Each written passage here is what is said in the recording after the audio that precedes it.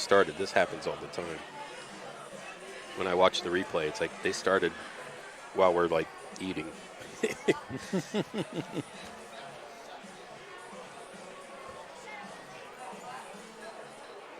Osieki.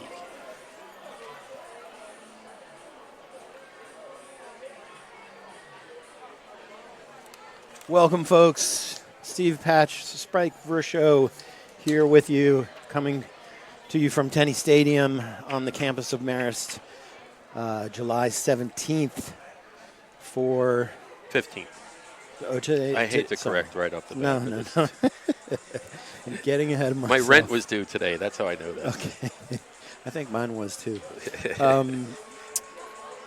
Stockade FC against Hartford City. They're arch rivals, or I guess probably the closest thing.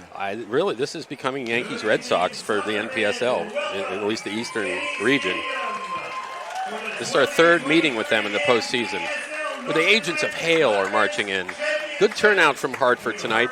They tip the cap to them putting the mileage on their cars to come over. And a tough drive, too, from Hartford. You can't go east-west in Connecticut. It's impossible. No, the parking lot is full. The cars are still streaming in. Y'all online there can hear Jordan, our PA announcer, has already started to kick things off.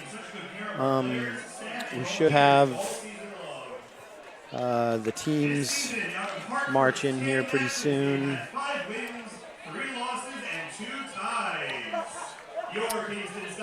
Hartford 5-3-2, and Stockade coming into this 7-1-2. This is basically the 1 and 2 seeds in the North Atlantic Conference playoffs. This would be Kingston got a bye because we're top the division. Hartford was seeded second, and last Wednesday night they beat the surging New York Shockers, dare I say. Thank goodness, 2-1 in Hartford. I was glad they beat the Shockers, Steve, because last year the Shockers did the same thing. They got hot late, and they upset Hartford in the conference final. That wasn't supposed to happen, as Bjork says. So the Shockers are out. It's the old Hartford-Kingston battle. This is the third time we've met them in the postseason. We beat them in 2017, famously with Michael Creswick in extra time, and then lost in 2021 at Hartford in a close game. But, it was I actually was on that away trip, and it was great, but couldn't get it done. And, so they're familiar foes here in July, which means postseason soccer in the NPSL. Glad to be here.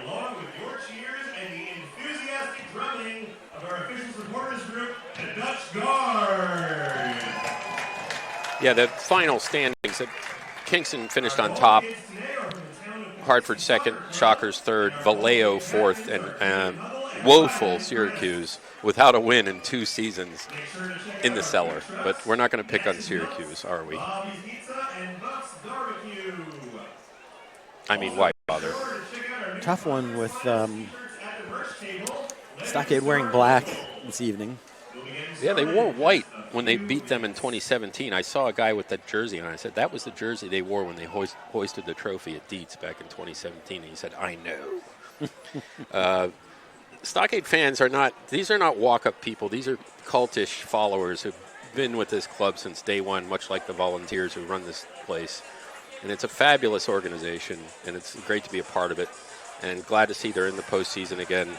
I understand. I didn't see the Freeman today. The Kingston newspaper ran an excellent interview with Jamal Liz Simmons, our head coach. Oh, nice. Great story. The Freeman could have done a better job. I'm not going to pick on newspapers, me of all people, but, the Stockade kind of got short shrift. But I know they're short-staffed there at the Freeman, and it's one of the last daily papers left in this region. But, yeah, I haven't got a chance to check it out, but I was told by the Dutch Guard that the piece does great service to the legacy of Jamal Liz Simmons, the original captain of Kingston Stockade FC, now helming as head coach, and he has put together a squad this year that has been pretty dominant.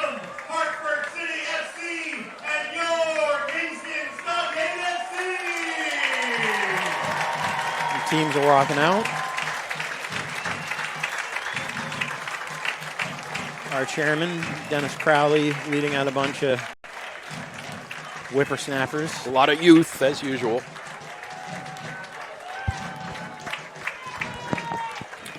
Dutch Guard with a new tifo across the way. I'm trying to make it out through the orange smoke. The smoke flares are up.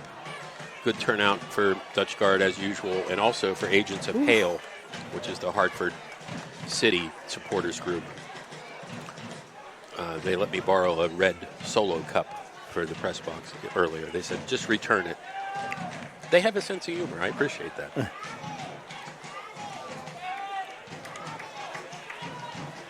Last time we were with you, it was a shocking loss to the New York Shockers. We'll get more on that later as Rachel Loshak checks in again with her version of the national anthem, which is one big question. She's an anthem all-star. Yeah, she is. Like, she has more than Tom and Molly or whatever those people from show can. Take it away, Rachel.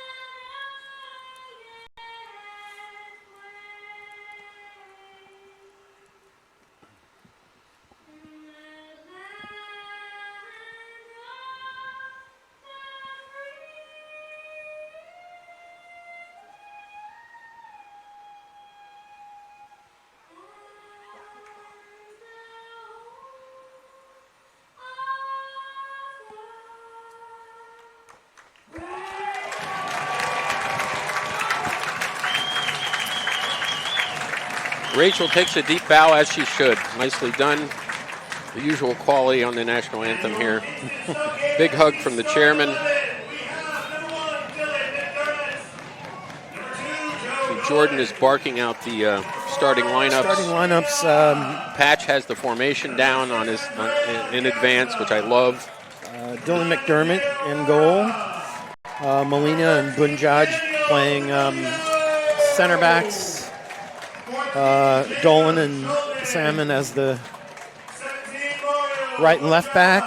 A midfield. Looks like, he kind of does this sort of this hybrid 4-4-2, 4-1-3-2, 4-3-3. I need a Texas Instruments calculator to keep up with you. It moves around. It's kind of hard to nail down at any given time. But with a midfield generally of Gionza playing just in front of the center backs, and then Schulman, Mara, and Julo making up that sort of like 2 8s and a 10. They're sitting back behind the strikers. Sometimes Julo will drift off onto the right-hand side.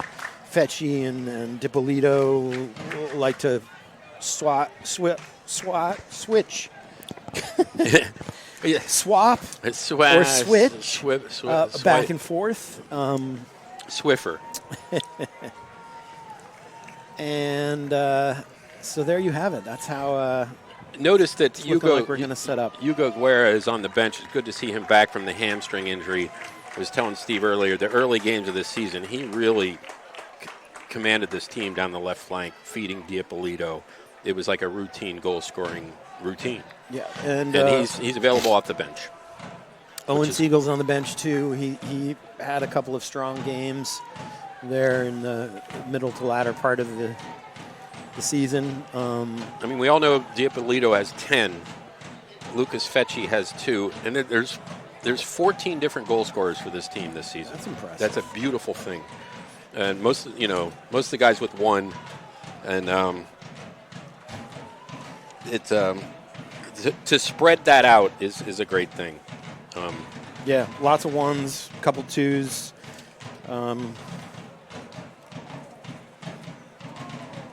Guillon's got some assists. Schulman's got 5 assists. Oh yeah, you got the stat. 5? Wow. Julo's got 6. Yeah.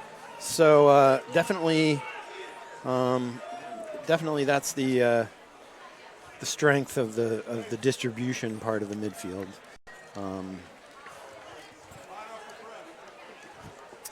So it looks like a strong group we have here this evening. Hoping as they should. For a big game. Hoping that Dylan McDermott will maybe stay back between the pipes a little bit, not commit himself far forward. James Fight, the ginger, in goal for Hartford. Stockade attacking the Donnelly Hall end. That's a swap. Yeah, I'm wearing their all black. Instead, I thought they might wear their white. I thought Creswick might be here to present the game ball. But I don't run this club. These ideas die on the vine because it's just me and my fanzine. But I'm not even Creswick. I'm not sure where he is. I mean, he's in the area, I think, but maybe he's traveling. He does social media, as we know. So Mara's going to start us off here. Mara scored at Syracuse, I believe. 2-1 win on the road to end this regular season. Yeah, so, we see Julo starting out here on the wide right. Just one guy on the wide right. Schulman out towards Dolan. Oh, Dolan takes his guy down. Might set the tone here. And they go with a quick kick with Dolan committed high up the field. Inside, McDermott collects. And already slappy. That's got to be McGonigal. He has the temper. Number 7. No, it's Evan Jones out of Holy Cross, West Hartford native. They got a lot of locals on the team for Hartford City Colts. McDermott high up towards Fecci, but Dylan won't have any of his handbags. Setting the tone early. I have a feeling, Steve, last time we scored in the 4th minute, and then it was that letdown syndrome where you're up, this is easy, and we lost to the Shockers 3-1. Yeah, there was no real sense of urgency in that game, unfortunately. That's true. I mean, given the standings. And everybody just seemed to... But Shockers, I mean, they were scaring me. That English guy on their back line, and I was so glad that he lost. He was strong. Hartford, player. Yeah, he's dominant. So here we are, good old Hartford City. This time not having to cross the river. We're at Tenney Stadium in Marist College, the temporary home of the Kingston Stockade FC, probably through next summer. Trying to get Diapolito in, but runs a little bit past him. Good idea. Over Mara. Schulman controls. I've really grown to like his game. I feel bad about everything I said that day about him looking like his number. I said he looked 14. Schulman? Yeah. Oh yeah. And then he proceeded to bury that free kick. And put it right around the wall. And hopefully he'll forgive me. Some haven't. Some hold grudges. Well, I had a lovely chat with all the officials today, just like the old days at Dunkin' Donuts. Nice crew we got here. Very volunteering the information. The man in charge is Christian Centena from Queens. For DiPolito, he's in. Oh, just couldn't control, just outside of the box. Cleared away. Hartford popped back up and over by Salmon. James Fight Salmon? collecting it. Salmon? I think he goes with the Angels pronunciation. Yeah. I've not been corrected on the Salmon thing.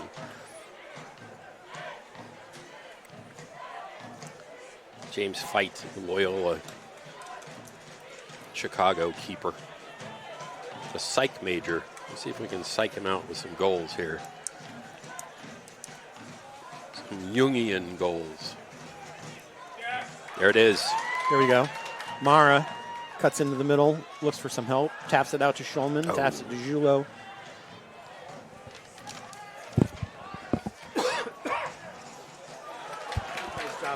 Nice job by Salmon to step up.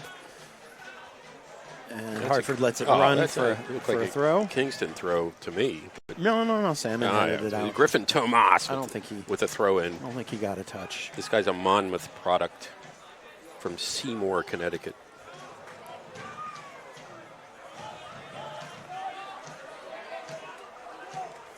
Molina and Bunjad both trading headers. Mara takes his man that was down. a dive. Oh, come on. Little push from the back. Yeah. Wait. Gee, Jake Williams from Holy Cross is their number 10. From Wellington, New Zealand, and he's an English major. Good luck, kid. With that major, you'll be driving a taxi in 4 years.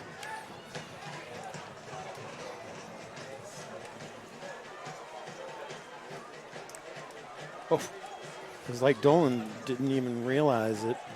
There was a guy right on his shoulder. Mara, nice turn, drop of the shoulder. Joey Dolan wearing the captain's armband yet again, 2 games in a row. Behind Schulman on that one. New Paltz guy. Schulman does a great job winning the ball back, putting it out for Fetchy. Looking to take his man. He does so at the shoulder. Goes for the short side. Little worm burner. Yeah, I was just going to say that, Steve. Very low on the turf here. Fight able to collect it. Not quite enough pace to get it past the keeper, but.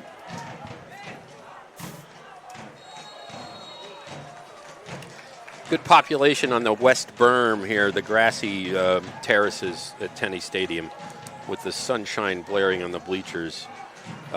Pretty good turnout. Not going to guess the attendance yet, but damn, the bleachers are pretty full on our side. This is one of our biggest crowds, I think, of the year. An overflow parking lot. They did promote a Pack the House program, and why not? It's July 15th, a day after Bastille Day.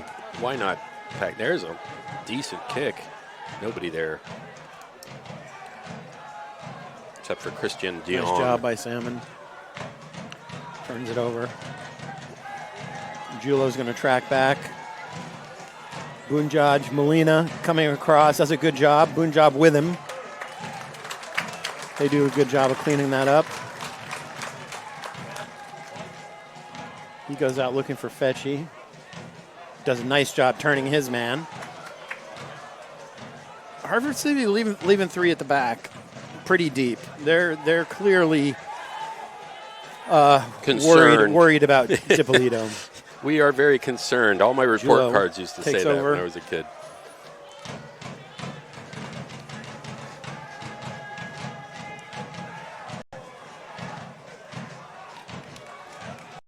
Mara gets beaten in the center here. Nice outside of the boot ball for their Hartford number 9. Nutmegs. Bunjaj. Yeah. Great job by Molina, sliding tackle. Excellent. It's Tyler Doherty. No, that's Evan Southern. He made that run for Hartford City, the James Madison kid out of South Glastonbury, Connecticut. He's been their fire starter in the games I've watched for Hartford City in the last 4 games. Evan Southern has been making the plays. Back heel to the wrong guy. Nice ball in, but McDermott's going to collect that. Quick distribution up the left side. Yep. Finds Mara nice in the middle. He turns, controls, a little too heavy of a touch.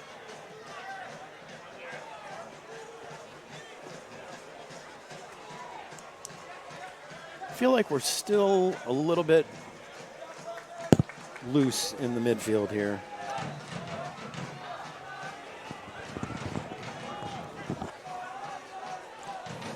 Pretty decent pace so far. Both teams kind of feeling each other out, as they say. And jabbing. no real clear opportunities for either side yet. Here in the 9th minute, 0-0, Kingston versus Hartford City. Well, that last shot from Fetchy that was a decent chance. He just didn't get enough purchase on the. It had potential, as they say. Didn't challenge the keeper too much. James, fight. Stand up and fight, as Ronnie James Dio would So, say. they're just packing the midfield. Look at how congested they are. They're pretty much giving us out wide, which I think is what we should. I think they should be working with Nice Julo back over heel. here on the right-hand side. Fetchy can't quite get past his man. Yeah, Julo has a lot of space, number 21. Oh, fight with a diving punch. Schulman tries it.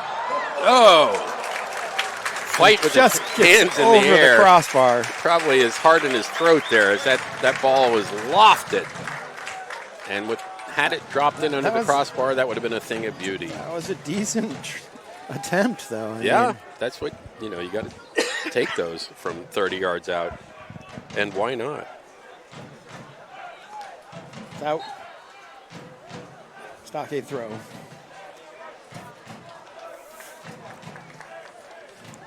I think that's Greg DeVito in the foreground, the head coach of Hartford City. He also helms East Connecticut State, the Warriors. They're in the Little East Conference. I had never heard of that. I think that's so cute. A D3 conference called the Little East. It's hilarious. Oh, my God. Well, there's I thought it was a joke. There's the Little Three. Oh, yeah? Right. Which are the Little Ivies. Oh, okay. Amherst, Williams, and Wesleyan. Of course.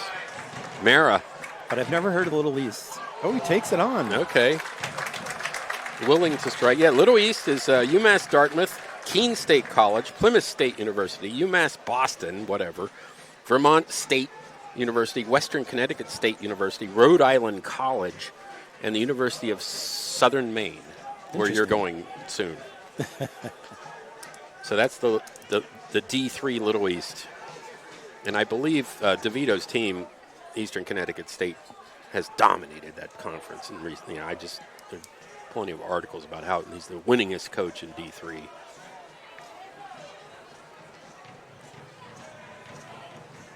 Connecticut forward. Over the top. McDermott again. Whistle. Offsides. No goal. Jeez. Wow. Yeah. Well. Yeah, Christian Santana. I guess it is going to be the adventure we were hoping it wasn't going to be. The linesman in the far end is from Poughkeepsie, local guy with the long hair. He raised the flag there. Mr. Jessup, very familiar with these parts. We're in Poughkeepsie tonight, not Kingston, just so you know.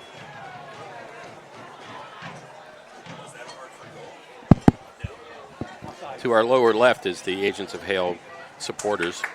Here comes Kingston. A breakaway denied by Griffin Tomas, the Monmouth Hawk. Good work by Mara to All right, I want to see bank it off Tomas and get the throw. I want to see Jared Julo do some work over here. He's been kind of quiet. Here he is, nice left foot. Ask and you shall receive. Yep. Left footer. He's got he put a set piece in with his left foot in that same game that Schulman scored. What if Julo stands for July? This is his month. He's done some good work for Stockade this season. He's out of Stamford, Connecticut. And, of course, a Marist Red Fox. So he has his own shoebox full of stuff in the locker room. The papers are sticking to us, Steve. It must be sticky tonight. Oof. Some humidity here in Poughkeepsie. We've had volatile weather in the Hudson Valley. Thank God not tonight. Oh, over the top for DiPolito. He's going to get there. Left foot. Oh, jeez. Man, that was a fast play. Lightning strikes. That's been his trademark. That was very quick breakaways. Yep, drop the shoulder. Hits the American uprights. Just a tad high on that. But still, he can outrace a guy in small spaces. You know, its acceleration is unbelievable. Number 13 out of Fordham University. Ram tough indeed. Okay, a little bit of a press here, although they've got this whole side wide open because Julo's drifted up. Uh-oh. DiPolito just went down. No, that was Mara. Floated over Bunjaj. He's going to try and let it run. Nope. Back heels it. Turns it around. Second ball on the field. Oh. Julo with a little bit of a soft play there. Good job by Gionza to come back. Yeah, I'm told Bakaj is not available because he's in Kosovo. That may be classified information, but I was told that before the game. So I miss Albion Bakaj. He's one of my favorite players in the Stockade this year. The most poetic name in the league, if you ask me. Well, Mara's gone down again. He was down just outside of the box. And now he sat down again around midfield. Little chance for a water break for both squads. 0-0 here in the 15th minute. Steve Patch, that's him. Spike Brusho, that's me. We're bringing you this conference championship. That's right, there's hardware on the fourth officials table that one team will hoist at the conclusion of this contest. So Stockade's done it once already. They're hoping to add to their hardware collection, which is actually the first trophy is kept at Keegan Ales on St. James Place in Kingston. They brought it here. They have it in the beer truck. There's a crushed Keegan can in it in the spirit of Tommy Keegan. And that was like the Brown Derby for MPSL. Like the post games at Keegan Ales were tremendous. Yep. The refs would show up. The opposing fans, the players and their families. Yep. Back when we had mid-afternoon games, which were, pretty harsh temperature-wise, but it was a great atmosphere. Or like the Odeon in Manhattan. I'll stretch that for a comparison. More like closer to the Raccoon Lodge. Now, Mara is on the sideline. Stockade technical staff chatting with him. I don't know if he's coming off. I don't think so. There are subs warming up for Kingston up the right flank. I think Mara's going to be waved back on. Yep. It looks like, yeah. There he is with the fourth official, Ben Russell. You just waved him back on. Who's from Albany. Great job by Dolan Gionza. Double team. It's a little loose. Wins it back. Turns it over again, though. Hartford, number 10. Jake Williams. Yeah, that New Zealander, he's got Wellington, legs New Zealand. Like tree trunks. They have two Kiwis on this squad. Another guy from Wellington on the roster. No, Mara's not looking like he's going to come back and come off. Yep. Yeah. Yep.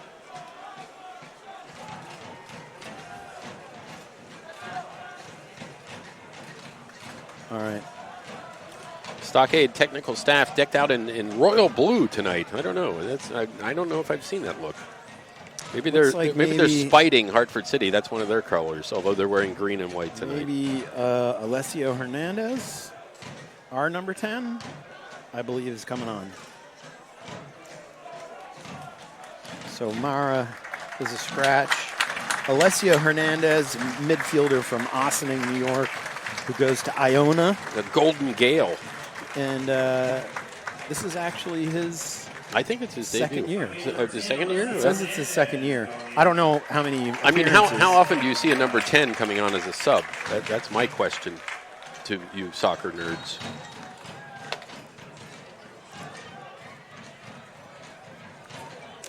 I was at Stop and Shop in Hyde Park, and Messi was in there shopping. I couldn't believe it. That story he was at Publix in South Florida, and it was like there was a riot. Well, yeah. So there were two things. I saw somebody post that. So there was the film of him at the checkout counter. Oh, really? Right? Yeah. And then there was a picture. A guy took a selfie. Yeah. With him, and apparently he was standing in front of this wall of some kind of like hard seltzer Yeah. that I never heard of before. An endorsement. Like Sun something or Yeah, whatever. yeah. And they basically said that they thought that between Publix and whatever this seltzer company was, Yeah. that just those two social media things were worth like upwards of $3.3 million There you go. in marketing. I'm exposure. surprised they let Messi in. Given Ron DeSantis, the governor down there, he probably figured out a way to block Messi from coming to this country. know, right? He blocks everybody else. He didn't send the state guard after him. Did you read that? Yeah. Read that article? He's got his own militia. Yeah. Hartford City, meanwhile, trying a right-wing surge, denied by Molina puts it out. Our own Molina. And literally just grazed a white Volvo that was coming in. Oh, okay. Late arriving crowd here.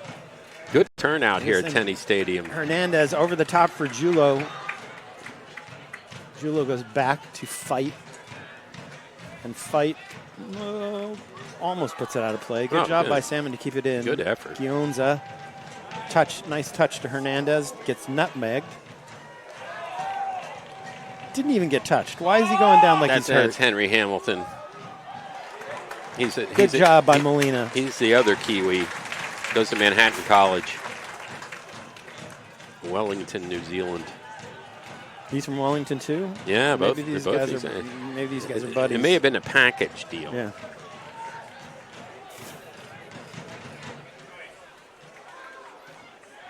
Good contact there. Dippolito surviving. Along the byline. Tried to get a Good corner. effort. Schulman picks it up. Loses it. Nice tackle. Oh, Ooh, Dippolito almost Of course he comes back. snuck in there. Never gives up, that kid. Salmon. Hernandez. Low helicopter there. No call. That results in nothing. That was Evan Jones, a Holy Cross guy out of West Hartford. A lot of Holy Cross guys on this team. Again, Yeah. what is about that college where they just love the NPSL? It's the Crusaders. Well, I guess there's no NPSL team in Worcester. Are you sure? Good job by Dolan to kind of skip through Nice. there. Hernandez with a sliding tackle. One of his first touches. And the Kiwi goes down yet again. Up in the air, headed away. He got healthy fast. Loses it again. Starts limping again. Looking for Julo wide. Salmon's going to collect it and reset. I'm wondering how Hernandez got uniform number 10 as a part-time player. I just don't get the 10-9 thing and all the, Yeah, but I mean, a lot of times those, maybe, You figure Zobre would wear 10 or, But they let them pick through seniority, and those guys are probably picking numbers that they've worn their whole lives. I mean, Zobre didn't start out as a striker. He started out as a center back. He evolved in a Mary Shelley kind of way. It was like, that's a handball. yeah, good call there And the by whole crowd saw it. linesman. So I think Schulman is going to, or Julo are going to. That's Holovich, the linesman, the Staten Island guy, running the right side. Set this one up. –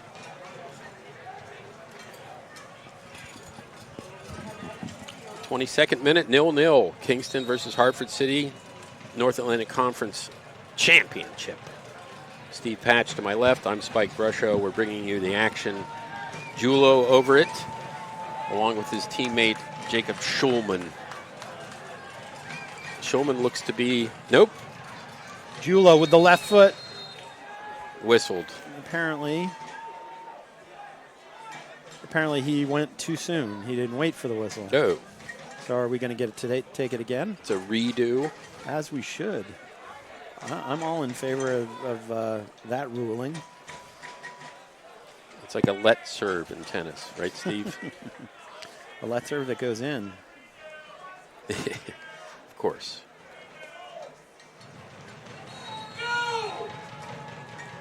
A little too short this time. Beat the first man.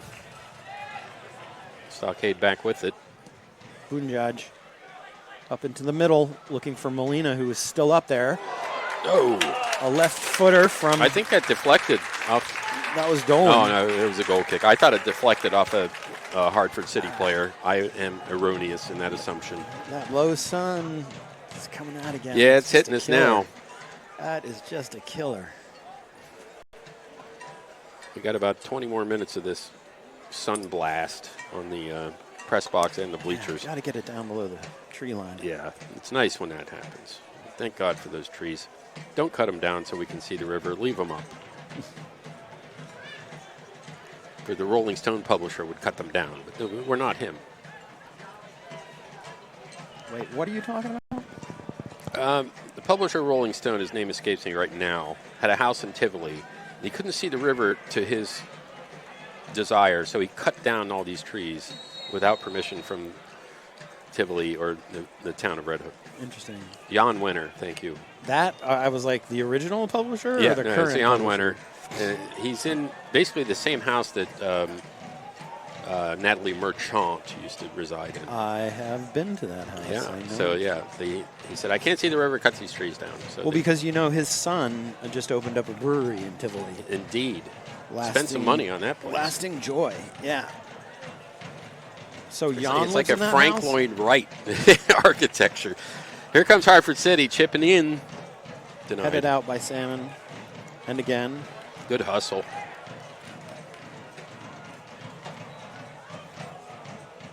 That's a weird Skims off deflection there. Julo. Yeah. It hit Julo. Got to be careful on those. There's a lot of English on the ball after it chips off somebody. Ryan McDermott up to the task, of course. So far. The Monroe, New York, SUNY Binghamton product. He used to be a Marist guy, but he's at Binghamton now. So Interesting. Do we know if he's the number one there? probably because he wasn't getting the playing time here because the long-haired dude was their starter.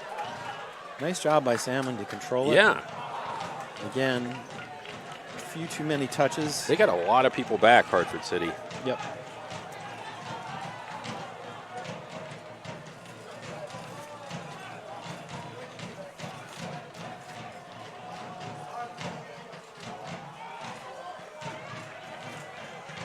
Well, Polito, nice touch to Schulman. He's got to get it back to him. Break possibility here. Here we go. Outrun him. Yep. Julo stay far post. DiPolito breaks inside, trying to get a shot away. Look he at does. that control. Oh, my. Fight with the save. Right to fight. But just getting open for that shot was mad skills. Hartford City thought they had him covered, and that's the famous last words of every defender that faces Daniel DiPolito. Oh, I got him covered. Not. Bunjaj just puts it out.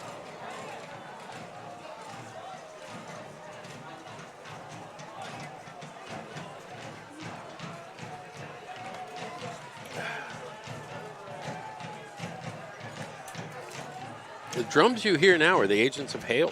This is true. Dutch guard somewhat quiet. They've quieted the Dutch guard. A shot on goal, not a shot on goal, but a shot towards goal. Yeah, Dutch guard with their heavy tailgate today. They may be suffering from the food coma or whatever. They had a lot of burgers and hot dogs in the parking lot. I was going to try and get down here for that, but it was just too dang hot. They gave me a complimentary cider. I'm very, very, very thankful for that. I pull in and distribute the fence post to them, and it's like Resident Evil. They all come running to my car, fast zombies. But it's fun. They're a fun group. God bless. That's what do you call that? Your core demographic? Yeah, I'll also hand it to a senior citizen. Here's a fanzine. I call it the church bulletin, and they laugh. because this is church for some of us. Good D by Stockade. Nice ball up to Julo. That was very nice. That's the way I like to see him break the lines. He's going to answer Give it to Schulman. Your request for... Schulman doesn't take the shot.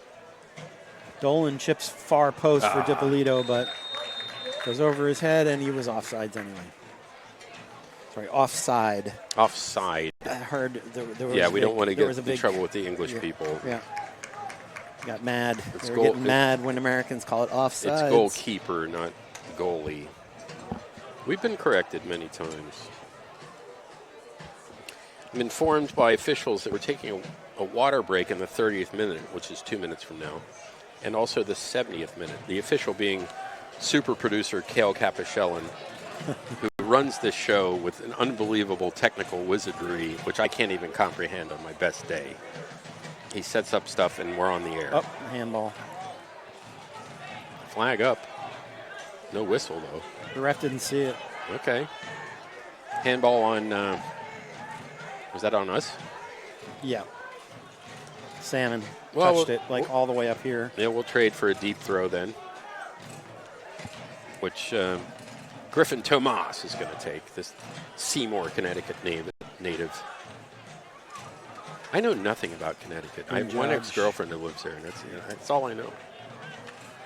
I don't know much about it either, and that's where I went to college. She sells real estate in Fairfield.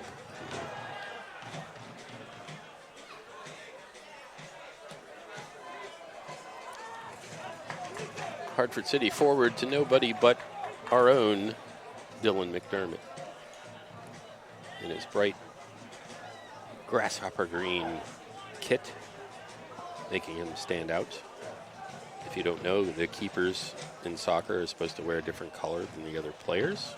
Little basics here, 101. I know most of you listening to us are not 101s. You're like grad students in soccer nerdery, much like myself. Boonjaj is telling Hernandez to get on with it. Back to Boonjaj. Up to he misses Salmon. Bacage. Salmon chips it up to DiPolito. Tries to give it back to Salmon. Oh, nice. Okay. Yep. We'll take a free kick from that spot. Did a nice little 360 there. He did. And here's the water break at the 30th minute. So they can plot this free kick from, I don't know, 28 yards out. Marist has removed the numerals from the football grid here at Tenny Stadium. D1, is it D1's football here? No, it's D. They play Georgetown. That's all I know.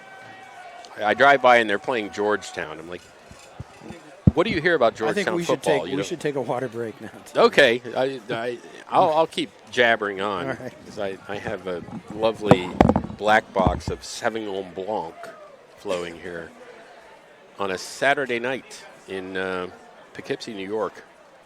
Kingston Stockade FC against Hartford City FC. FC standing for Football Club. Also a 101 detail for those of you not in the know. And this is the third postseason meeting between these two clubs, oddly enough. Stockade has been in 4 postseason games, 3 of them against Hartford. They won the first one in dramatic fashion in Kingston in 2017. They lost the second one in Hartford in 2021. I thank Gina Walker-Fox for driving me to that game, and we attended. There was a good Kingston turnout for that loss to Hartford in 2021. But here we are, water break. Equal chances from both sides, I would say. Neither keeper really challenged yet. The sun setting directly across from us to the west. Rather fierce today. Luckily, no storms. We've had very severe weather here in the Hudson Valley in the previous 2 days and supposedly in the next 2 days. So we're nice to have this,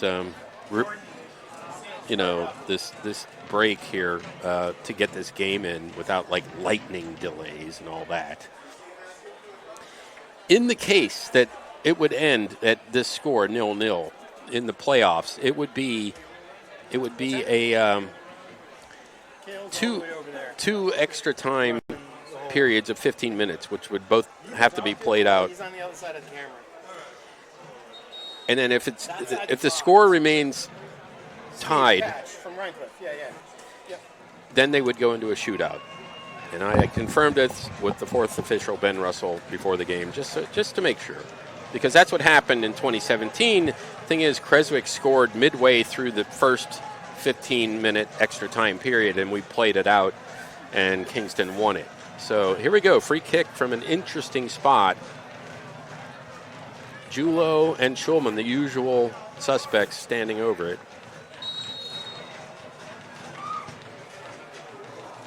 This time, looking far post. Schulman Molina, curls it in, nobody there. You can see the idea there, but the execution, not so much, as they say. Fight wearing his royal blue getup to differentiate himself from his teammates. Number 1, the ginger. We've faced him many times. He seems to be their go-to keeper, obviously.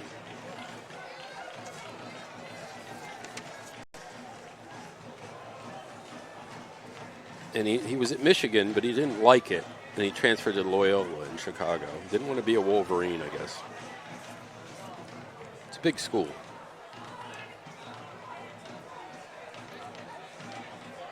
Hartford with ideas here.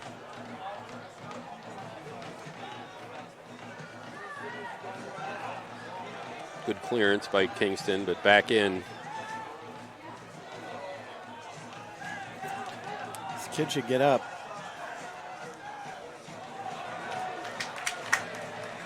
Goes down in the box, but no call.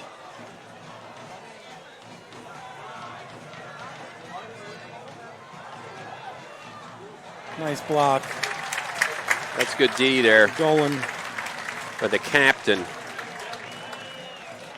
Mount St. Mary product. Stayed late to sign autographs at the last home game, I might add.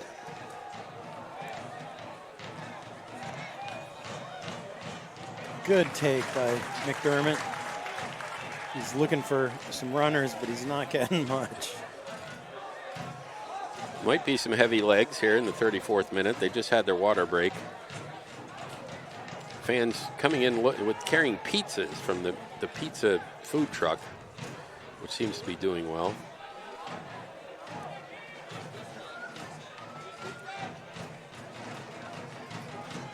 Did you visit them before the game, Steve? I did not. Oh. Fight with the pickup. Keeper to keeper. I thought about it, but with the prospect of there being more Rossies up here compliments the tail, I came straight to the booth and was pleasantly surprised yet again. I haven't. No, there was more. There's Rossi here. I did not see that. Wow, I missed that. The craft services portion of this entertainment package.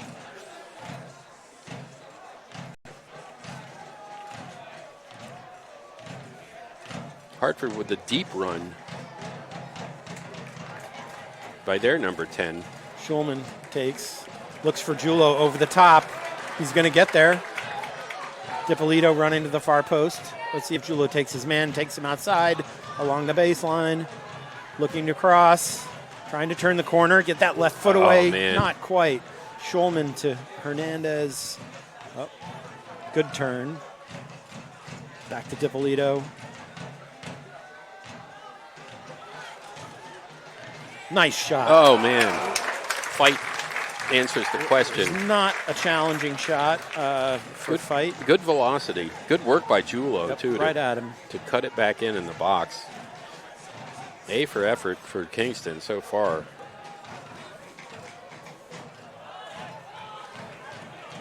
Henry Hamilton coughs it up, the Kiwi.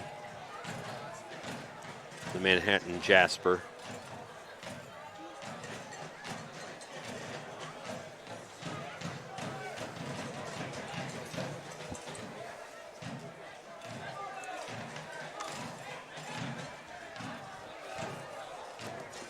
Judge up to Julo, trying to find Salmon, doesn't quite, but Schulman takes over.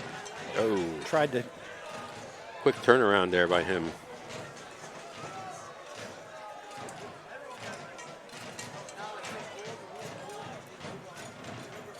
Yeah, it looks like a little catching a little bit of the standing around bug. But they keep coming back over to this right-hand side. Salmon tried to control, was asking for the handball, didn't get it though.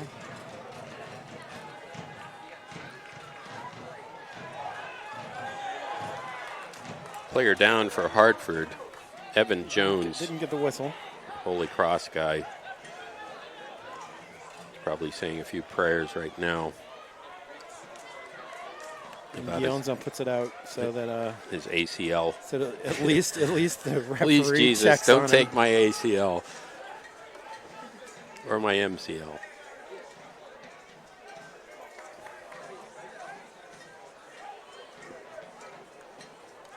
What a knee ligament action. Boonjaj giving him a pat on the shoulder. Support from the opponent.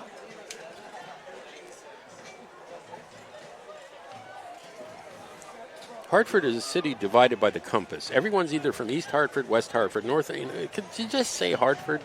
Do we have to have North and South and East and West? I mean, the classic New England bureaucracy.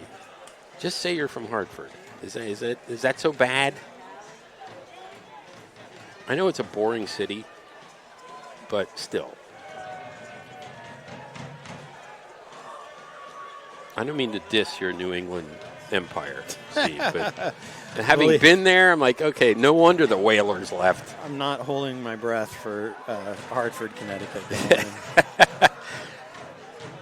They're always pushing that airport, too.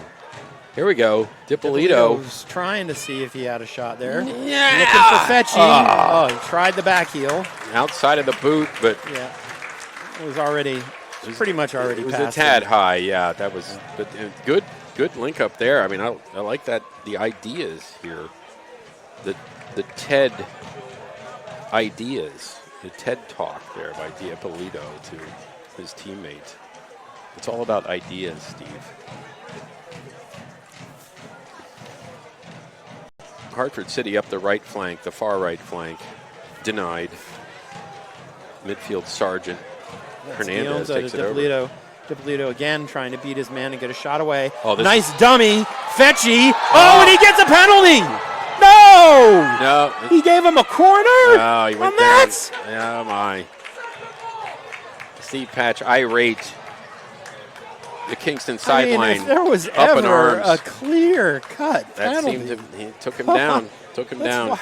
Let's watch it on the replay. Yeah, that's the replay. Oh, we have a replay? Oh, my God. It just runs, it's 8 minutes runs behind. What is this, ESPN 3? They've run out of this booth. They carried the Marist Championship. Here's the corner. The dummy, Fetchy, and he takes him down. He fouls him. I mean... A no call here for the Stockade here late in the first half, 40th minute. Could easily have been a penalty. Fetchy dragged down. Kingston sideline up in arms. Addressing the fourth official, Ben Russell. Jamal keeping his cool. 0-0 here in the 40th minute. Kingston throw, no Hartford throw. A little argy-bargy there. Yeah. Guanza on it. He just runs that midfield. He really does. But a little loose pass out there. Yeah. Fetchy on the left-hand side. I still can't believe he didn't give him the penalty. Yeah, they owe us one, as they say.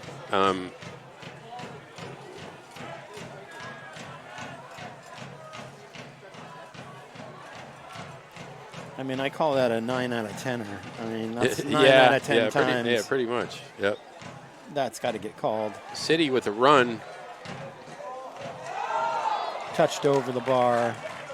It's amazing how many times players in this league hit the American uprights and crossbar. I mean, they're not that big, but they always hit them. It's amazing. And it's like almost every facility has this setup with it. There must be a soccer visual goal, thing, like they and can then see them. The freaking field goal, the Matt Barr special, because most of these facilities are used for American football as well.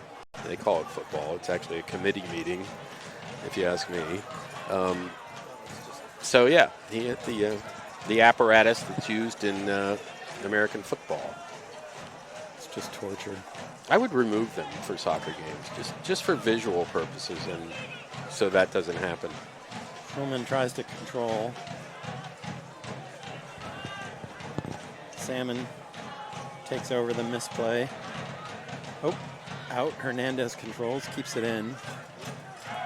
Shulman and Julo in close proximity. I don't know why Julo's telling him to, like, slow down. We're in our attacking third. We've got players forward. Why settle it down? Yeah, that ball bounced out for a corner. It was close. It was going to hit the flag, and the last second it veered to the right. Or did it? I thought he was motioning into the corner, but it's apparently a deep Stockade throw. DiPolito Chested.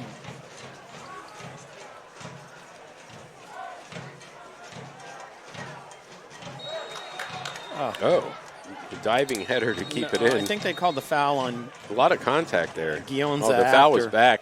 Yeah. No, they're calling the foul back way before that play. But that was Guionza back there. That was Molina up there. I think Guionza was the one who fouled their right back. So they got a free kick on the 40 of Marist College Red Foxes. Here at Tenny Stadium, Poughkeepsie, New York. The sun's setting now. Lights are on. The lights are on. And finally a reprieve from There's sunset. a mild breeze blowing in from the west. Very evenly matched match so far, if you ask me. We're approaching the 44th minute. Probably not a lot of stoppage time, given they had a water break, not many injuries. That's out. That's going to be a corner for the Cade. Hopefully they can capitalize here on the set play, and why not? So Evan Jones is like Jacob Schulman marching over to take this one, the Cornwall kid, who's a Marist product. Still got the keys to his dorm room. That's where the party is later.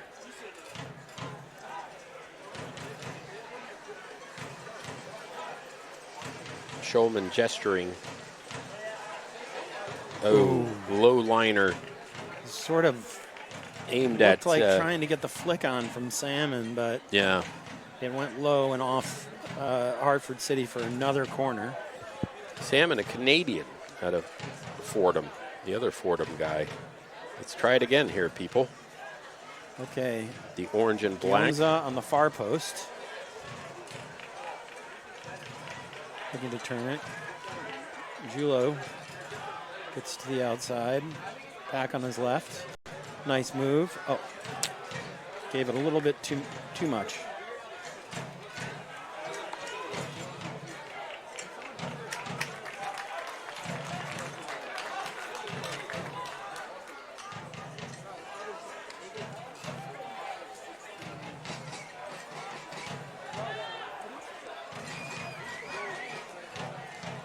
That was Evan Jones, number 7 for Hartford City, hustling the ball away. But he's now abandoned on the left flank or the right flank as Kingston comes down the left flank. Inside, Schulman lets it go to Hernandez. Hernandez looking forward. Salmon's free over here, but goes off. Too strong. As a throw, not a corner.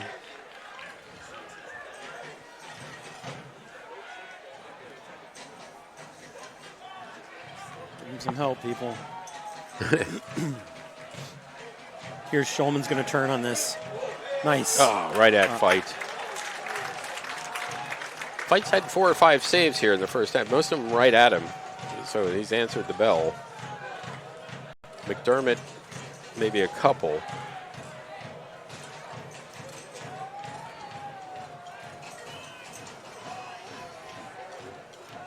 First half winding down here in Poughkeepsie. 0-0 in a conference championship. And there's the halftime whistle. Kingston Stockade FC in their temporary home at Tenney Stadium in Poughkeepsie. 0. Hartford City FC, the Colts, visiting also with no score. 0-0 at half. I'm Spike Rusho. I'm with Steve Patch.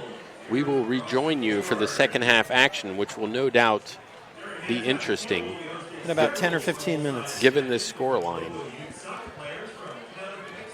Thanks for joining us. We'll talk to you soon.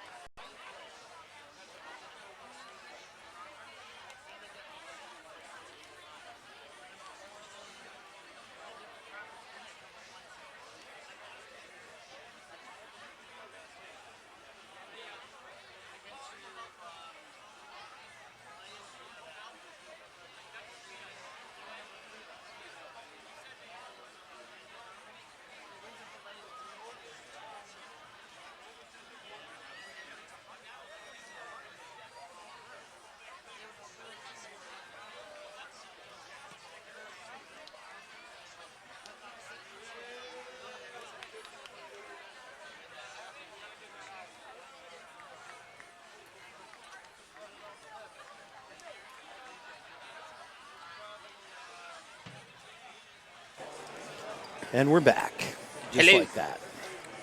Second half. 0-0 here at Tenny Stadium on the campus of Marist. Stockade FC from Kingston, New York, playing in temporary quarters this season. And next while season. Dietz Stadium goes through a renovation, and playing Hartford City in the NPSL Conference Championships to go on to the regional semifinal and hopefully regional final, which happen next weekend. It could happen. Yes, it very If we get through this. Yes, and from what I read in the Freeman, again, the Kingston Daily Freeman, the aforementioned daily paper that survives, Dietz renovations, they added an additional $27 million tab and a delay. So they're probably not going to be finished until August of next year. So that means we may be here in Poughkeepsie next season. I can only speculate. I'm not an insider. I don't have, sources within the organization that can confirm this. But that came out 2 days ago. Like every New York renovation, it takes a long time. The 2nd Avenue subway, the Moynihan Station, Dietz Stadium, the Rhinecliff Amtrak station, I might add, is also a boondoggle in Steve's front yard. Steve is a bamboo farmer from Rhinecliff. So it was out on the second half, or halftime, distributing the Fence Post fanzine. Robust distribution, printed more than I ever have. A lot of people in the house consuming printed product. You got the Butlers from Rhinebeck in the house. You got Leonard Navarez, a Vassar professor here. That support from the Rhinebeck area has been constant. They don't mind driving down here. And also the Kingston. This is a nice commute for. It's pretty easy, even for from Kingston. Rhinebeck and Rhinecliff. It's not like we're in, LaGrange or somewhere. No, odd. but not having to cross the bridge is kind of nice. Yeah, but even the Kingston folks, God bless them, including the mayor. Yes. Steve Noble is here, sitting behind the chairman's family, front and center. Plenty of seats here. It's a full house. I'm anxious to hear the attendance. It's going to be a high number. There's a lot of people here. And we're underway. The only thing that has changed from the start of the game is that Mateo Mara came off injured to be replaced by Alessio Hernandez in the midfield. But that is the only change of personnel we've had so far. Hartford now attacking the Donnelly Hall end of the pitch. Probably the most boring piece of architecture I've ever seen. But, what is this, Architectural Digest? I don't think so. But Marist is an interesting campus. They have riverfront property, dorms with the railroad tracks and the Hudson River. The land is worth $1 trillion at this point. But this college has been here a long time, and it continues to thrive, and we thank them for being a host to Kingston FC action. Free kick Hartford. They're number 10 over it. Jake Williams, the New Zealander. Headed away by Hernandez. Tidy clearance there. Good job by Alessio. They brought it back in. Oh, jeez. Dylan almost broke the crossbar. McDermott lifting. He doesn't have to jump very high to reach the crossbar. I mean, he's freaking 6'7" or whatever he is. He jumped and he dismounted the, as they say in hockey, the net's off its moorings. I love that phrase. But don't call him a goalie. Of course. 0-0 here to start the second half. Drama ensues. Fetchy gets taken down. No they call. Play the advantage. Gionza out on the left-hand side to Dipolito. Dipolito driving to the net, trying to get a shot away with his left, and he does. And it's out for a corner. Went short side with some power. Yeah, that was scary. Fight was probably needs a diaper change after that play. He made a foot save, and it went out for a corner. Dipolito went low, and Fight guessed right by staying low with his feet. Shulman to take the corner. Molina and Bunjaj up. Bunjaj heads it back into the middle, looking for Gionza. Fetchy. Oh, Julo loses it. Stops the counter. Our first card of the game. He got a yellow for that. Julo with a yellow. I'm holding up my nerdy yellow card from the press booth. Nobody can see you. That nobody can see. I love that. We're on the radio. It's an Well, existential. We're on a sort of radio. The Dutch guard might have noticed. They expect nothing less from me to have like nerdy.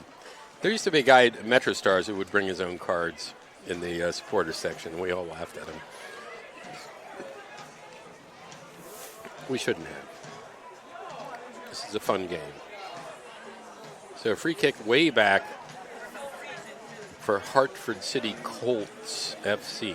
And Julo is the first player on either side to go into the book, I believe. One yellow card.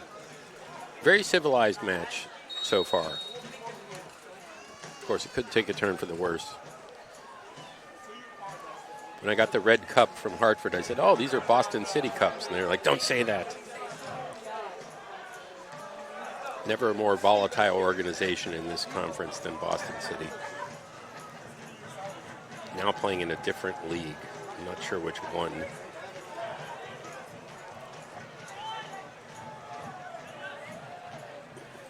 But I'm told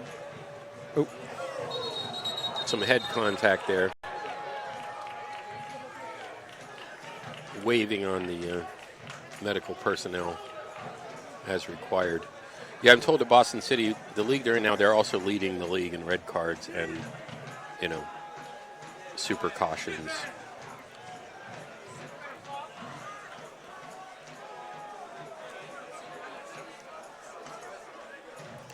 It looks like he's going to reward a free kick to Hartford City off that contact. No concussion protocols to speak of.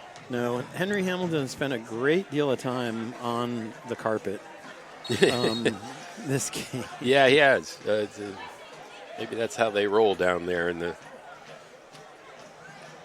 17-hour flight from here, whatever it is, to New Zealand. 27. It's a nuclear-free zone, though. So he's got that going for him, which is nice.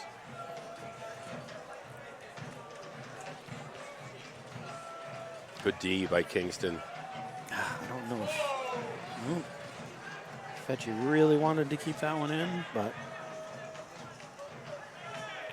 definitely Hartford City looks like they're peppy. They're playing with a lot more motion right now. Yeah. So it's sort of like two-touch, move.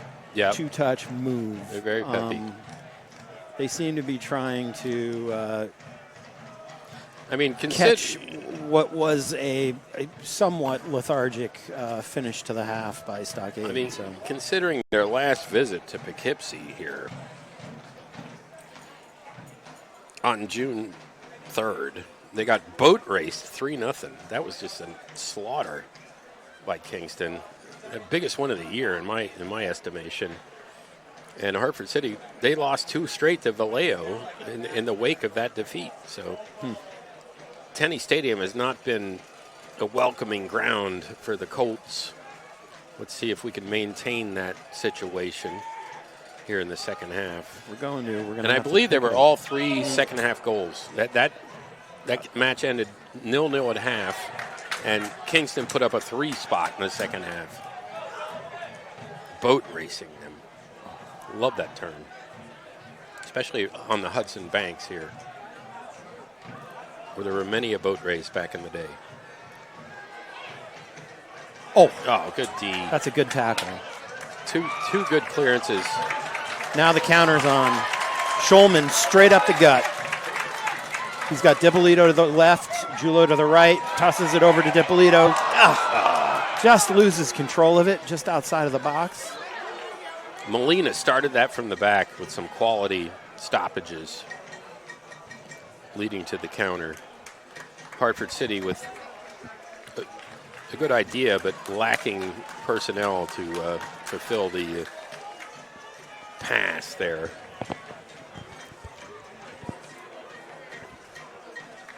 Molina's been solid all year. Yep. I'm so glad he has a goal. I got to witness that here. Defenders who score, nothing more fun in this game. Backliners who aren't supposed to be up there, yet they are. Fetchy drops in. Oh, loose touch into the middle. Hartford City looking to counter.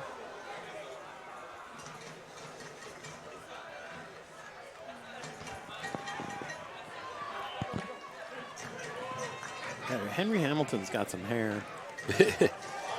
Hey, he's off. He's off by about 8 miles.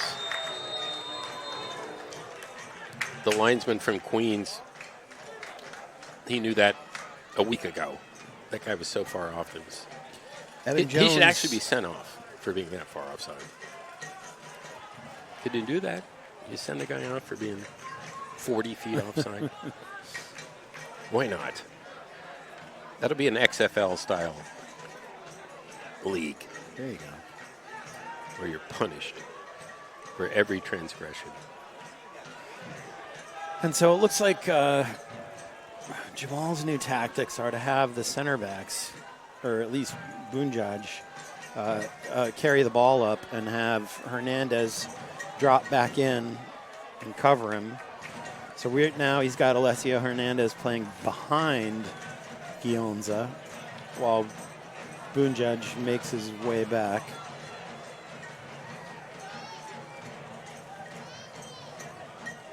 Throw in Kingston, far right side. Hartford controls, loses.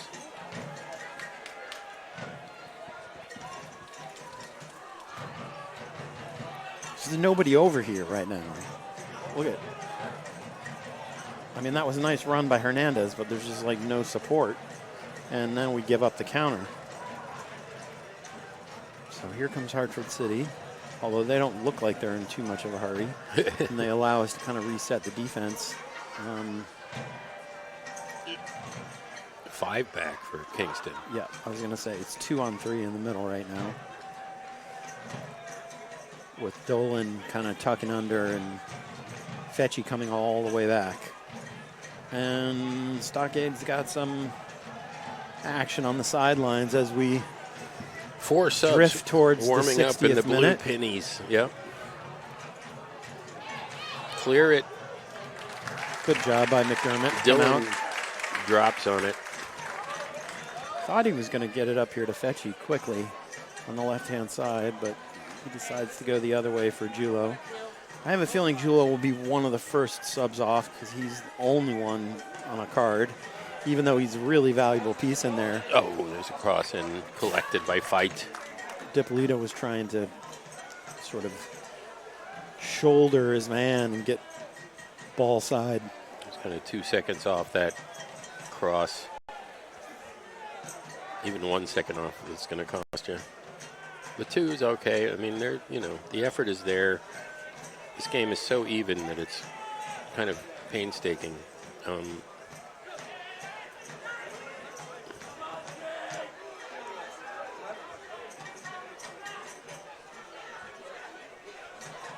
There's an opportunity. Wide. Oh, my goodness. And they are off as well. Again. Wow.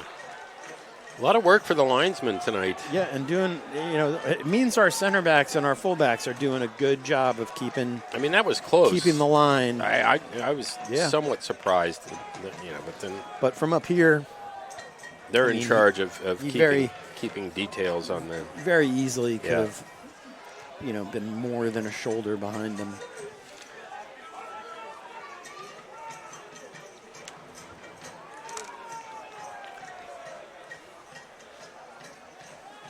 '58th minute here at Tenney Stadium, Marist College.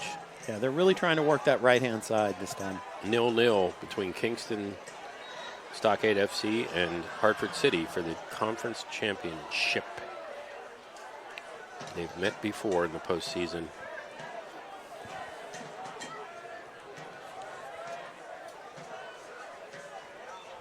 Free kick for City deep in their own end. There's some rearranging going on downfield.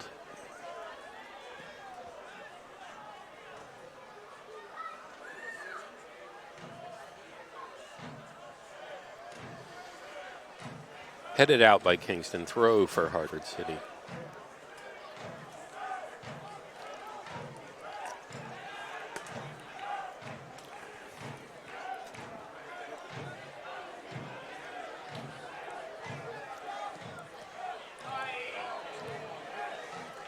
Wow.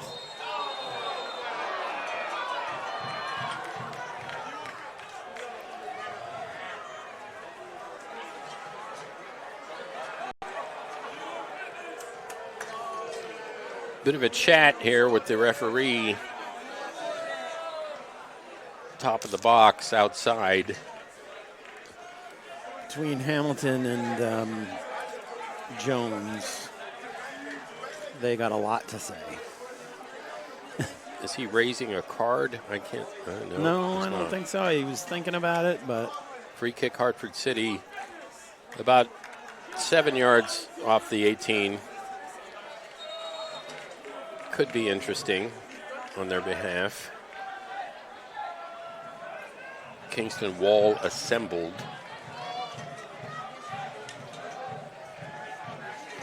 I don't like Hamilton standing right there trying to. Well, he's off now, so it doesn't matter. But I thought he was going to stand just to the side of the wall and try and drift in. Who's over it here? Is that 14 for City? I like to call them City because they're the only City. Diego Zaffanella, a Yale guy from Ellington, Connecticut. Yeah, smart guy, huh? See if you can outsmart Dylan McDermott from Binghamton. Oh. I didn't see if Dylan got a hand on that or if that just went off the wheel on the side of the board. That was hard to, that was pretty quick. No, that was William Cleary, the Stanford guy. Sorry, wrong smart guy from Windsor, Connecticut. Has yet to declare a major at Stanford. Could you make up your mind? Jeez, over here. It's like his junior year, and he still hasn't declared a Stanford. He serves as a tour guide for prospective students. That's how much of a team player that William Leary is. Walking through Palo Alto, showing off the campus. You too can be a Stanford tree or whatever the hell their mascot is.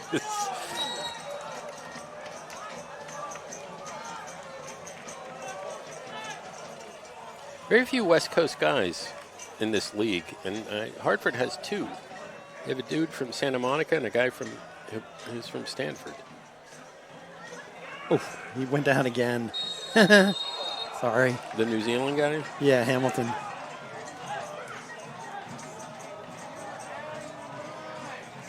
Oh, wait, the Stanford guy's actually from Windsor, Connecticut, originally, so he's not a West Coaster. Just by proxy of attending a fancy college in Palo Alto.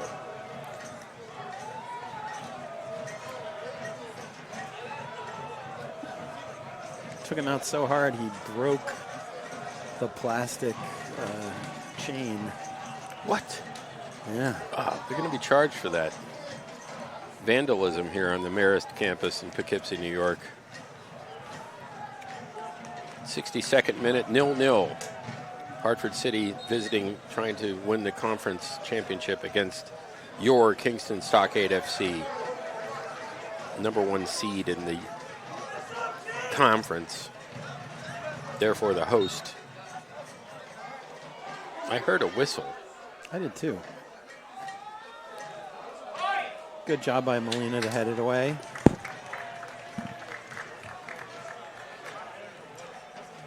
Yeah, I guess we heard a ghost whistle there. Yeah, I don't know what the deal is. I don't like this. You know, it's sort of like, it's kind of quiet. The game's kind of slowed down. Stockade hasn't really been testing their. No, they needed an igniter, dare I say. Need Dippolito to make one of his runs into the box and scare the death out of the defense.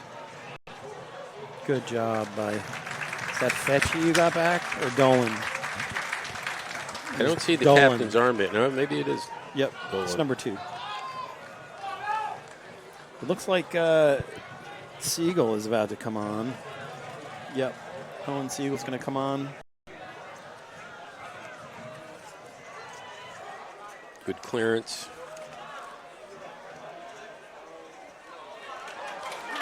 Here goes Fetchy on the counter. But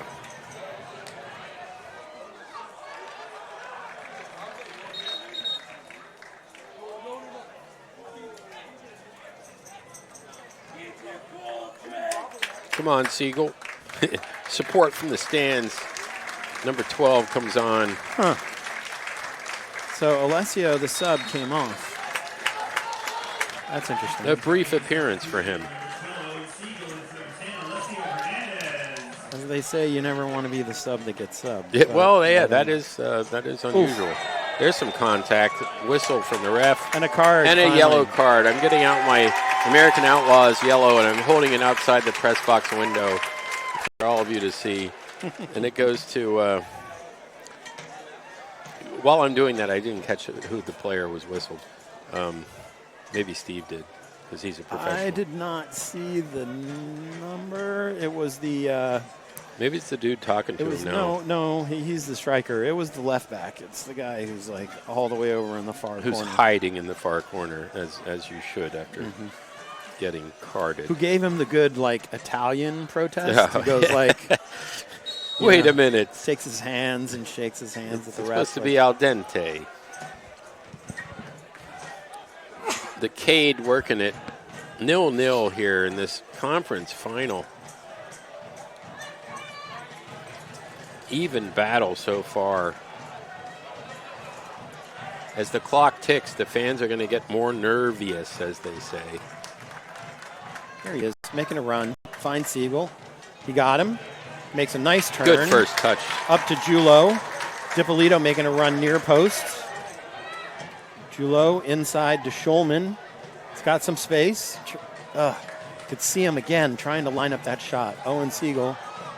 Step over and then tries to go to the corner. I think that's who it was. It was number 6. Griffin Tomas, the Monmouth guy from Seymour. Monmouth had a dude drafted by the Red Bulls who made some noise back 10 years ago. You know the worst websites in soccer are MLS sites. They're awful.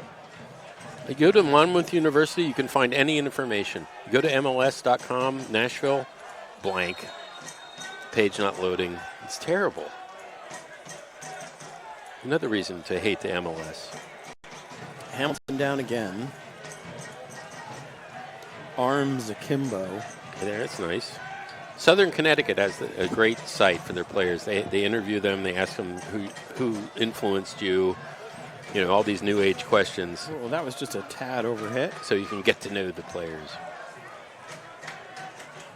Dolan in for Schulman.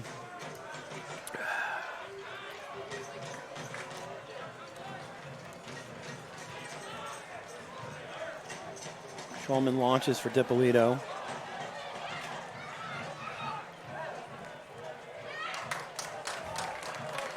Played out for a Kingston throw.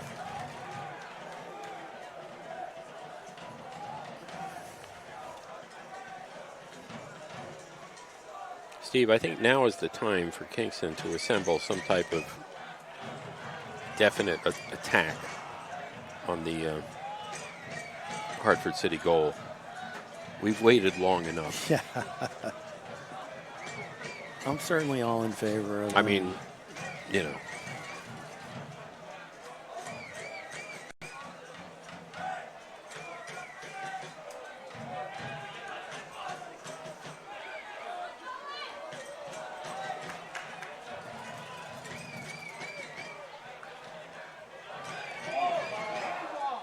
Good play by Gionza to stop the counter and just put it out. We're now 3 minutes away from the second water break of the game. At the 70th minute. Scoreless here in Poughkeepsie. On the knife's edge, if you will. One of these teams is going to hoist the trophy for the conference.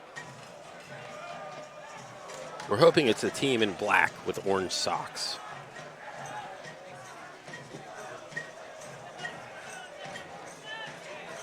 Ooh, Dippolito almost caught him. He's kind of happy with himself for that one. I have a feeling he's practiced. He's got a big smile on his face. He practiced that in the backyard for 15 years. He's got his big smile on his face. Oh. That's how intense that kid is.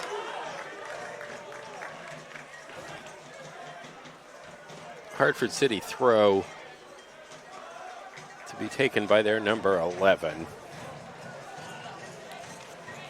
No, he gives it up to number 16.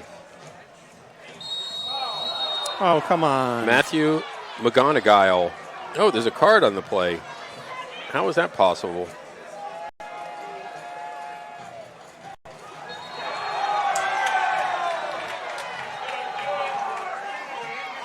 What's going on here, Steve? Oh, some afters, as they say. McGonigal. It's spelled McGonigal, but they say McGonigal, according to J.J. Duke, the live stream guy from Hartford City. Dutch Guard sources told me he has an extreme temper. There is a card issued. Well, they gave a card to Fetchy for, 16 is McGonigal. Okay. He's over the bar. Apparently, he's seemed pretty composed tonight. He's wearing the captain's armband. Yeah. He was declared the Hartford City Player of the Year recently, which was, I think, somewhat controversial. But we won't go into that. That's a video game shot that's not going to work. Well, that was the wide right by about 4 feet. Number 11 is Christian Dion. Dion. We haven't said his name much. He's their attacker. Right. He was the one who Fetchy fouled for the card. So, and then shoved him in the chest. He plays for UConn, and he's from Middletown, it says here. Middletown, New York? I don't know, maybe Connecticut. Middletown, Connecticut, which is probably there's a Middletown in every state. Wesleyan University is. Oh, well, he's a UConn dude. A Husky, a D1 guy. Well, he should know better. If you grew up in Middletown, you want to go to college in Stores, I'm sure. Stores. They've got a Stores guy in this roster. I don't know if he's playing, but I'm doing all the research before this. I'm so tired of Connecticut. So we've got a Hartford City sub coming now. They're first of the game. Stockade has had 2 so far. Number 8, Kieran Chandler. And another Stockade sub. Of course, I have nothing on Kieran Chandler. Hasn't played for them all year. They're going to drag him out now. Number 7. Just to spite me. Hugo. It's Guerra? Guerra. Nice. He's back.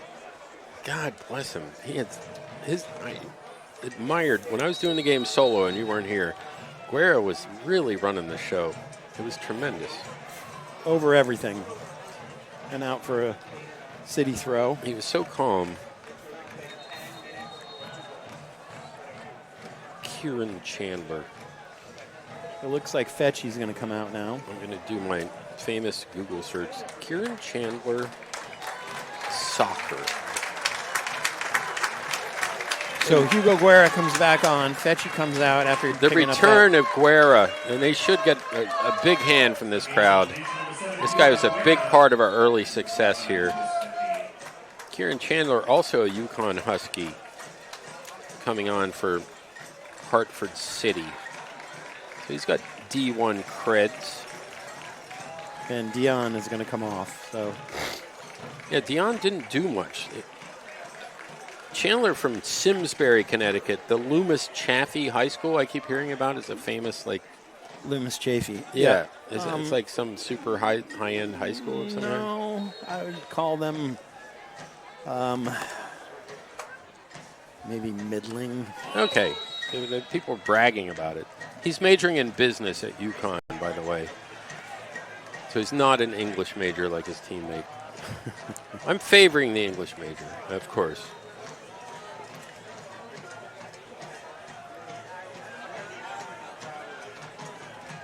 They got one guy on the roster who's majoring in construction management, which, You know what? That'll be permanent employment in these parts. I was going to say. Jesus. That's probably the smartest major Oh, my God.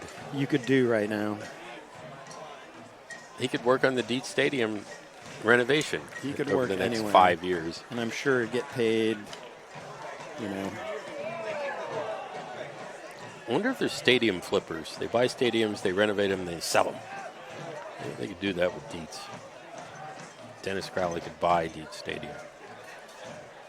He could turn it into the... I'm sure he was talking to the city about doing that before the WPA money came in. Well, yeah, and the $27 additional million on the bathrooms. And That's a handball. They need new light towers at Dietz now, they just discovered. They should get the old ones from Wembley. They haven't done a thing at Dietz. I drove by there the other day. It's top of the box. DiPolito again. Yeah. Shoots for man. the corner. Again, we finally get an opening, and the shots lack for pace. Fight had that on his radar. Here's a counter coming from City. Denied. Molina pushes it away. Molina's like, I say the nay, Rampager. Molina is the Thor of this team. That's a Thor quote, by the way, from Marvel Comics. I say the nay, Rampager. Hartford City again. Effort. McDermott punches away. Looks like there was some contact there in the... Stockade player down in the box. Crowd getting into it in front of us here in the bleachers. Big crowd. Yet to hear that attendance number. Usually right about now they turn it in. 75th minute. Trainers out to examine. There it is. Wow. Ask and ye shall receive. 1,262 folks here. Yep. That's, the Tenney Stadium. Nice. That's impressive. Second highest all-time attendance for a Stockade. I think the FC first was game. when they beat Hartford City in 2017. I think that was 13 and change. This joint holds 5,000. But that's a nice turnout on a steamy July Saturday night where you have a ton of stuff going on. The Spiegel Tent Community Day was today at Bard College. I'm sure Rhinecliff had 20 things going on where you live. I mean, the summer is busy here in the Hudson Valley. But for soccer fans, they tend to clear their schedule. And we know the schedule in advance, thank goodness. Because the winner of this goes on to the East Region semifinal on July 21st. And if they win that, they play the next day in the East Region final. It is the water break.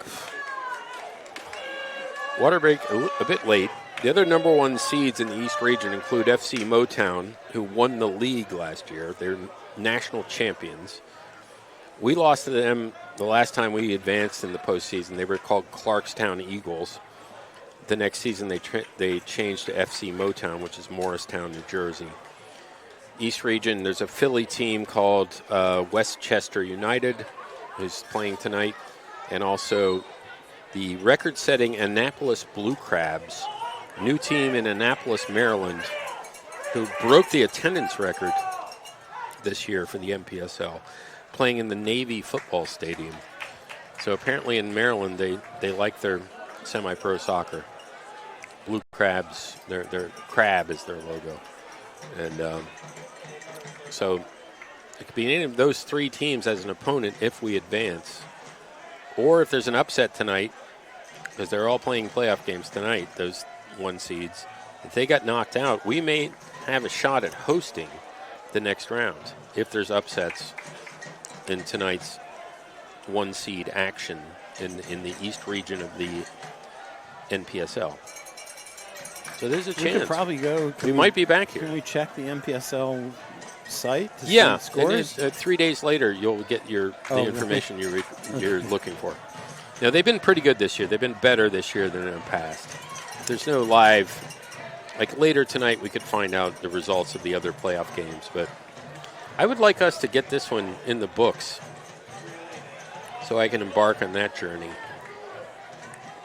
Stockade. Oof. Salmon just got his pocket picked a little bit. Gosh, Molina is just doing a great job back there. Siegel couldn't pick it up. Hamilton, good job. Again. Yeah, that's the guys. He owns it, turning it back up. Guerra asking for it.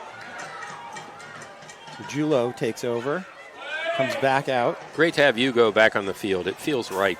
That guy was amazing early in the season. Back to Julo in the middle. Decides to take a shot, and it goes off the back and out for a corner. Oh, well, it went off DiPolito, or? No, it went off Hartford City, number 4. Okay. So out for a corner. Dangerous corner at this point. 80th minute. So Jula's going to take it. He's a left footer, so that'll be an in-swinger. The game ripe for scoring at this point. We've got Molina coming up. It's off Blue William. Jazz stayed back.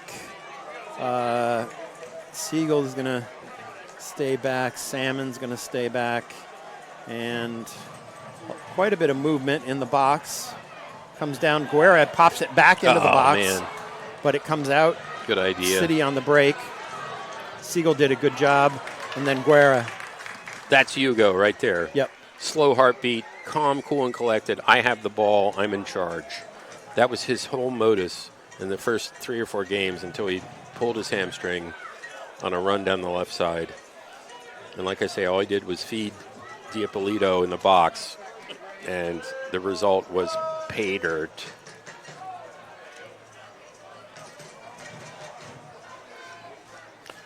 Wow, that's an old raggedy Balotelli jersey heading out.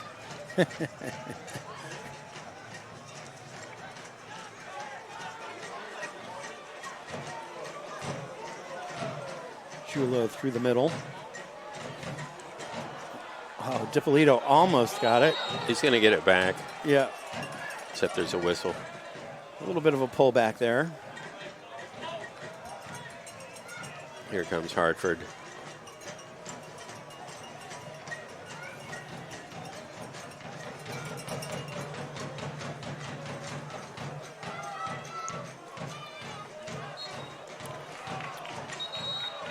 Shoves. Uh-oh. Yellow for Guanza. What? Provoking? I don't know. How's he get the yellow there? He got shoved. Your take, Steve? What happened there? I don't know. This ref is a little arbitrary Yeah. in the way he dishes out these cards. Guanza with the yellow. I won't hold up my nerdy yellow card for that. It's too dark. Darkness has fallen here in Poughkeepsie. 82nd minute, 0-0. Hartford City, Kingston, Stockade, championship game. I'm with Steve Patch. I'm Spike Brusho. We're delivering you the action on 11 Sports. Cross in, header down. Dylan stuffs it over the crossbar. Nice move there by the tall guy. Heading it into the ground. It was definitely Yeah. It was a smart play. Oops. Dylan makes the right decision there. Corner for Hartford City. 2 guys over the ball. Evan Jones is coming off. The very chatty striker for Hartford City. 25 coming on for City. No idea who that guy is. efforting that as we speak.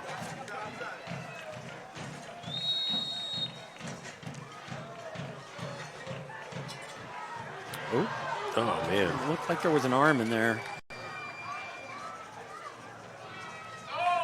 Boonjaj asking McDermott to come get it, and eventually just Clears it at.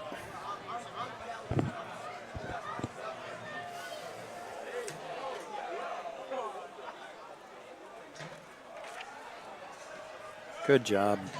Molina straight up to Gionza. Siegel breaks for him. Still nobody up the middle. Dippolito's out here on the side. Siegel loses it. Turns it back over to Hartford City, who are going to look to go back on the offense again. That's a sub there, 25. Evan Schweikart from American University out of New Haven, Connecticut. Came on.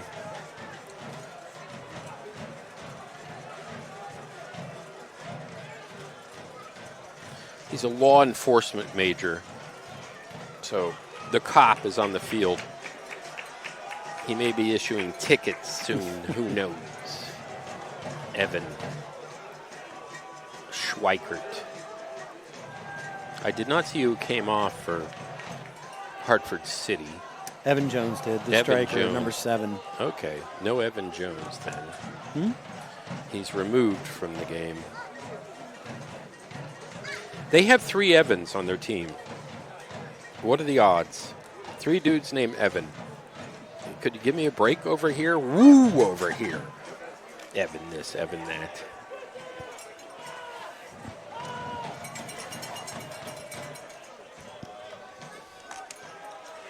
Long ball. Good job by Molina heading in that away. New guy very busy on the right flank. Good job. Gionza toes it away. Excuse me. 19 with a go from way out. Hamilton. Another field goal. Might have missed wide left. Sorry, Buffalo. That was Henry Hamilton. Manhattan Jasper via New Zealand. Same place. Bronx, New Zealand. It's very similar territory. My daughter just came back from New Zealand. Of course she did. Yeah. How was that? Did she like it? Yeah, it was amazing. South Island, Christchurch. Wow. Here we go. Cade on it. Chulo in the middle. Out to Guerra. Come on, Hugo. Left foot. Oh, man. Fight with Kick another save. Another kick save. It's getting big on those. Dolan's going to put it back in the box. Looking for Dippolito. City looking to break, but I think Salmon's going to jump in there. Jameis fight with the big kick saves now. Must be the thing they do at Loyola Chicago. Sister Mary, whatever her name is. He's blessed. He left the heathens at University of Michigan. To Siegel. Ann Arbor. Wolverines. No, thank you. Schulman in for Siegel. Siegel, Julo let it man. run. He just missed it. Great play by Boonjaj over to Molina. Stockade getting creative here late in the second half of a 0-0 If they game. could get one right now, we could all go home happy. And well before Schulman to last Siegel. call. He's going to shoot it. And it's wide left. Fight escorts it out. Jameis Fight. It's a very metal name.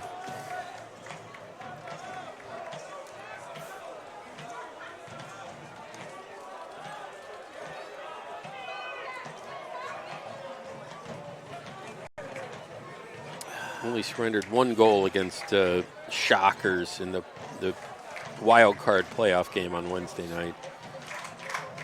Trying to remember who tallied that. It wasn't Pedro. I know that. Oh. Trouble. No call. All kind of contact there on that goal kick. What was that?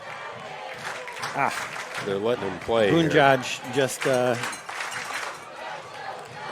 was Gionza who just freaking steamrolled somebody. Is it a Hartford corner now? Yeah, it's a Hartford corner now. Man, because he played advantage. That's whacked out. Rather than calling the foul here, which probably would have worked out better for us. Number 9 taking it for City. Punch out by Dylan McDermott. He's got that one too. Collects it again. He's just getting warmed up. It was Everton Southern with that kick in there. Schulman. Playmaker for Hartford. Hugo. Nice move. But loses the handle and turns it over.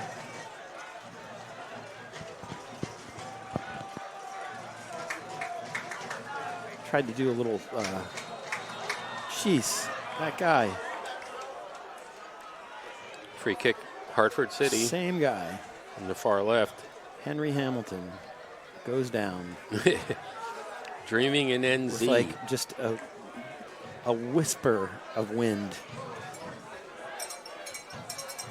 Who got whistled there? That was 17 for Stockade. Yeah, Boonjaj. Okay. He's not in Kosovo. That would be Bakaj. Yes. Let's hope he's doing well there.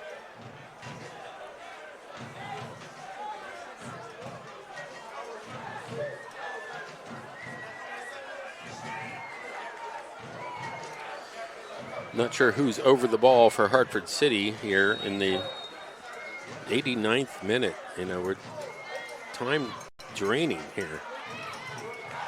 McDermott again punches. Nice. Great athleticism from McDermott. You're not going to beat him. Good job by Owen Siegel on too many of those plays. DiPolito. Good job by DiPolito. Up to Owen Siegel. Crowd rises. Julo making a run in the middle. He goes wide, left foot. Oh, he coughed it up. Spills it. Nobody there. Nobody there. Oh, my God. Nobody within 10 yards either. Nice effort there. DiPolito. I'll tell you, no one's left either. This crowd. They were, that play brought a rousing reaction from the bleachers in front of us here. There was a roar. Yeah, because they're ready to do this.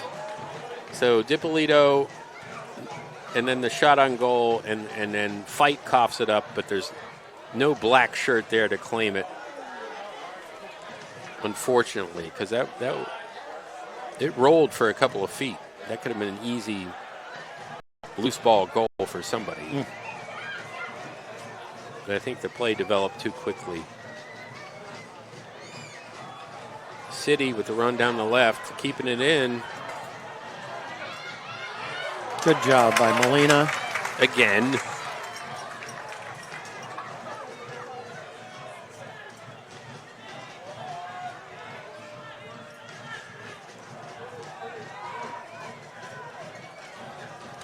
Well, I have to say that we've succeeded, not succeeded. We've ceded a lot of control in our defensive third this half. Yeah. Hartford player tumbling to the turf. He's definitely the Neymar of their team. Yeah, that was questionable contact. Quite a few. He's in the fetal position now. Quite a few rolls. So we can't see who he is. He's unborn, as they say. Pointing to some sort of cleat mark on his socks or something. Stockade player aiding and abetting number 17. That's Boonjaj. Boonjaj. Saying, you're okay, you'll be fine.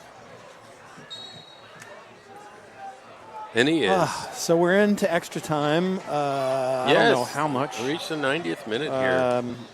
They never tell us. Usually Jordan knows because he has connections. We've been going for a little while. The PA guy has connections. We are considered the ghetto. And we're not allowed to have access to information. Hartford with a shot. Dylan had that right. Yeah. Right into McDermott's hands. Center cut. Under his chin, right on his sternum.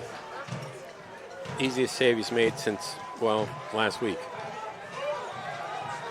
Jamal Liz Simmons pleading his core to get upfield here, waving them forward. As Dermott takes what's going to be a long goal kick here in the closing minutes of regulation. 0-0 game. He's turning into a nail biter. Come on, catch him. Up. Schulman was probably going to get a card for that. Yellow card for. Yeah, is it? Yeah, there it is. There's the yellow for Schulman. Yeah, no, he made a conscious decision to take him down and stop the counter. Is that what they call a professional foul? That is a tactical foul. Tactical foul. Okay, thank you for correcting me on that. I don't know all my cliches. I rely on you for that. Yeah. Oh, we got some light. They got lights. They just don't have any air conditioning. The gothic darkness of the Marist press box, which is the Ritz-Carlton of press boxes. Elevator, bathroom, hospitality rooms, Rossi sandwiches. This is living, Steve. It's true. Thanks to Cale Capicello, our producer, for catering the event from one of the greatest Italian delis of all time here in Poughkeepsie. Hartford with some debate over this free kick from a mile out. Good job. They kept a good line, good defense. And offsides. Offsides. We got an offsides. The flag is up, people. Need to pay attention to the man with the green and orange flagpole in his hand. Come on, get everybody up. Everybody up. We've surpassed 90 minutes. Oh, it's been... We're well into stoppage time. We've been in stoppage time probably for... We've got no more idea. Than 5 or 6 minutes, which is hard to understand. There really hasn't been any injuries. There have been substitutions, and there's the final whistle. Okay, here we go. The procedure is thus. We have 2 15-minute periods of extra time play, including a brief halftime between them. And if it remains tied after both stoppage time periods of 15, then we enter what they call a shootout, which you've all seen in major competitions where the goaltender stays on his line and players put the ball in the spot and try to beat him. Fun, huh? So, yeah, welcome to drama here in the NPSL Conference Championship, live from Poughkeepsie, New York, Tenny Stadium, Marist College, New York. 1,200 here in attendance, Steve? Good crowd. 1,262. 1,260. And it's cooled off a bit. We're well into the night. And we're going to go into extra time soccer for the trophy. So some would say this is kind of fun. I would agree with that statement. This is why you play the games. Last time Hartford City was here, we boat raced them 3-0. Obviously not happening now. It's been a very even match. Both teams have had similar opportunities. Nothing too strong on either case. Keepers have done well. So something's got to give. Otherwise, we're going into a shootout. And we all know what that's like. So we got 4 minutes until the restart. I'm Spike Ruscio here with Steve Patch. We're giddy to bring you this championship conference title match.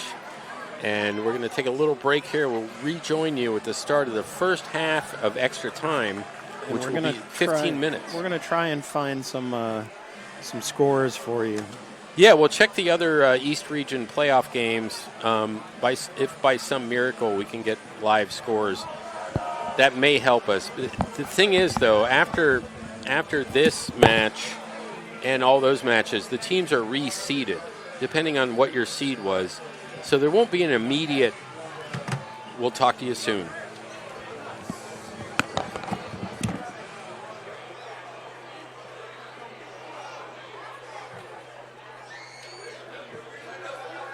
I couldn't find any FC Motown scores. Yeah, it's rare. Their Twitter's probably the best.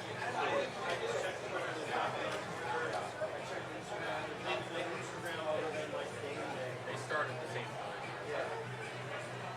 I thought they'd still do updates the way Dennis does.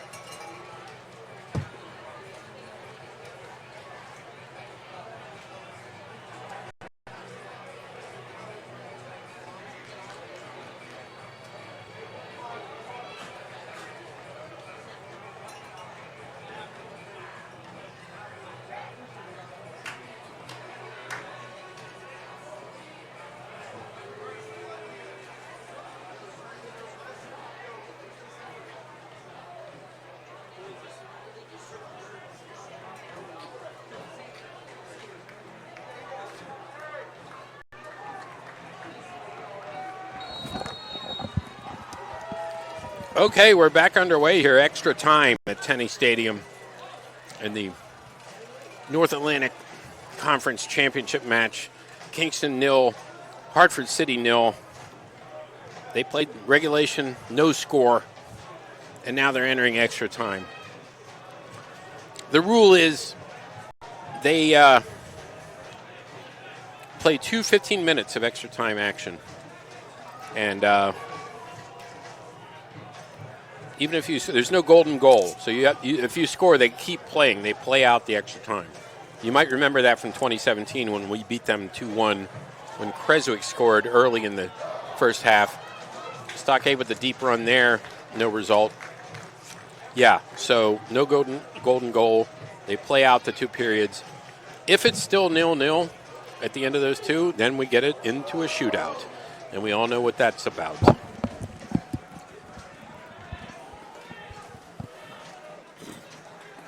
I'm rejoined by Steve Patch here for the extra time. Guanza goes down.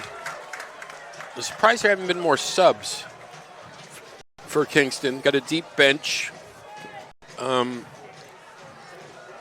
There's one warming up. I'm not sure who that is. Well, they've subbed 3 players. Mars injury. I guess you got to wait in the extra time. And then Hernandez. And then he came out. Fetchy came out. He was a yellow card. I don't know why Hernandez came out so quickly unless he was off. Flag is up. Good call, Steve. Extra time, 2 minutes in. It's a 15-minute period. We'll do another 15-minute period. That's how it rolls here in the postseason. Similar to other leagues and conference and federations that do it this way. Got to hand it to NPSL that they're above board on this regard. Yeah, no golden goal garbage. Not that I mind that. The fans kind of love the golden goal, and why not? Yeah, you know? I mean, you get to go and do, the game's over, you're off, and you go to the bar or whatever. Yeah, but this way, we get drama, more drama. Hartford City assembling some short passes here in the back, but to what result, we don't know. Back to Jameis Fight, their keeper, the Ginger. They've held up well. It's the team that lost to Vallejo twice. Uh-oh. Oh. Which that just not floated. many people can say. That kind of killed their season. That just floated right by Molina and right by their number 9. I mean, last season they ran the table. They won 8. They had no losses and 2 draws. And then they choked in the conference final against New York Shockers. And, that happened. So that's the Hartford City story. What a season last year. They nice dominated. Ball from Gionza up for Dippolito. Into control in the middle. Oh, goes behind him. Schulman collects, shoots. Deflected out to Salmon. Salmon. Salmon. It's got to be Salmon.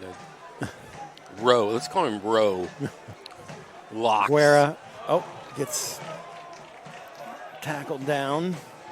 This year against Hartford City, Kingston, we beat them 3-0 here, and we drew 1-1 at Hartford. Therefore, we got the wooden shoe trophy, which is on aggregate between these two teams. They have a wooden shoe trophy that the supporters group created, and we have it. They had it last year. We got it this year. We had it the year before, so they had to disinfect it after Hartford have it. They had to spray Lysol all over it, I'm told, just to bring everything down to a bathroom level. Extra time, Cade versus City. Guerra can't control. Oop, intersected by Dolan. Dippolito trying to get a shot off. Oh, through the middle. Oh, waved away. Oh, man. What could have been?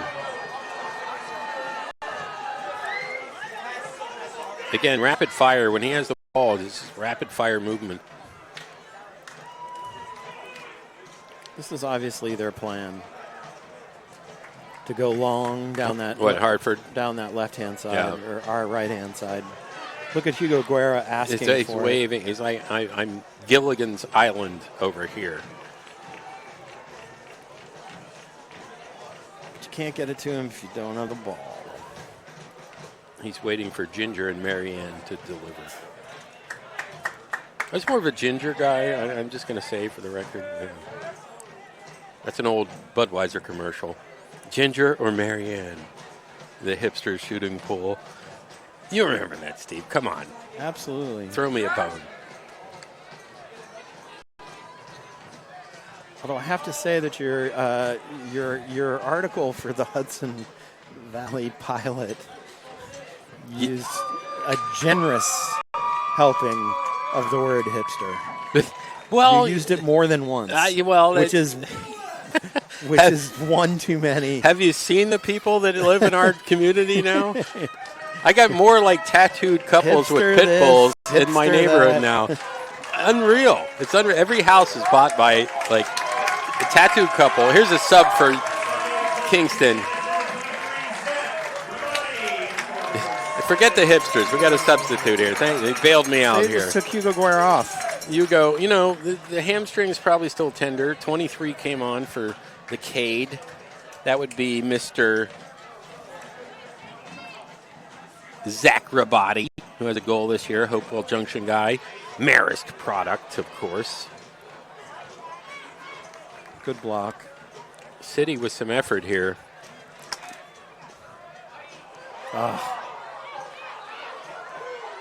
Good block. Oof. Both Gionza and Salmon went for that. Stifling defense from the Stockade there on that. And that's what you need at this point. We're in extra time. There's no golden goal, but 0-0, 0-0, as they say in England. 8th minute into the first 15-minute period of extra time. There'll be a short break and then a second 15-minute period, despite the score. Even if Hartford scores 6 goals, we're still going to play that second period of extra time. And I doubt that they're going to put a 6 spot up. I didn't mean to jinx it, but it's a reverse jinx. City doesn't score much. Most of their games this year have been 2-1, 3-1. They haven't had too many blowouts at all.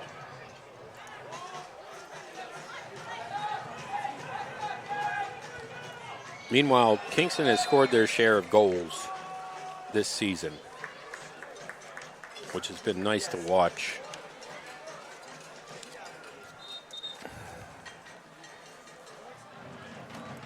Putting in 24, giving up 10 for a goal differential of 14. 24 goals scored. Are having a water break in the extra time. 14 different goal scorers. So that's what Jamal has assembled this year, and with the support of the Hoffes and the scouting, getting Diapolito from Fordham. I think he might have been here last year, but he didn't play. We don't have real clear player splits. Well, it does say year 2. I just don't remember him playing last year. He may have been on the bench. He may have played one game. And the tear he went on to begin this season was historical. I mean, it was just, he's in the top 5 scorers of all time given a season and a half. So, yeah. Michael Creswick, if you're out there, send us your vibes. We need you now. You did this in 2017. A moment no one will forget, including the chairman, Dennis Crowley. He said, other than the birth of his children, it was the greatest night of his life. And that's a quote from various online sources that are somewhat accurate. Dennis is very vocal. Stockade on the run. Nice ball into Dipolito. He turns. Julo out on the far right wing. Dipolito making a run. Julo in the middle, trying to get room for that left foot. Into the box. Ships across. Looking for Dipolito on the far post, but oof. Fight intercepts. Gionza tried to. Here we go again. These kids are hungry. Nice slide tackle and the shot. Why not? Slide left.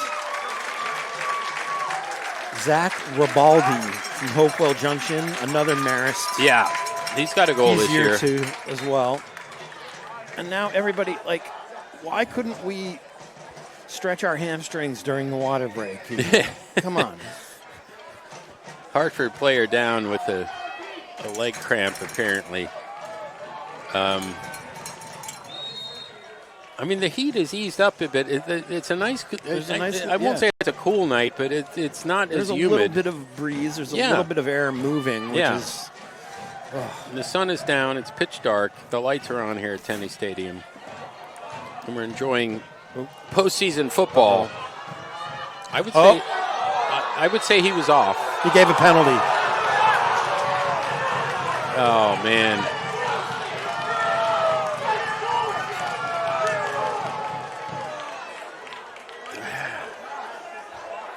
First off, he seemed offside. I don't know if that matters. Here, let's watch the replay. Protest from the crowd. Steve checking our post-haste monitor here. Give us a number here. He was Steve. offside. Oh, yeah. He was offside before the foul. And he did get a little push from Boonjaj, but no, he was offside. Yeah, that's what He was offside. Yeah. He was offside before the foul. And it was a little push, but the guy dove. I mean, it was like a swan dive.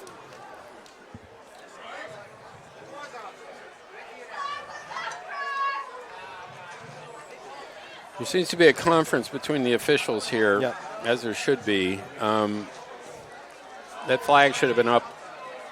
Even I noticed it, and I'm not that good at capturing offside calls because it's not my thing. But Jamal, over talking to the fourth official, was very much involved. And he's been yellow carded. Oh, my goodness. It's not like he was screaming at him. He was just... Jamal's been yellow carded. Kingston fans up and booing the decision for a penalty kick here in the 14th minute of extra time. Kind of a weak penalty. The fans pleading, the Hafez pleading with the fourth official for justice, which will not be served.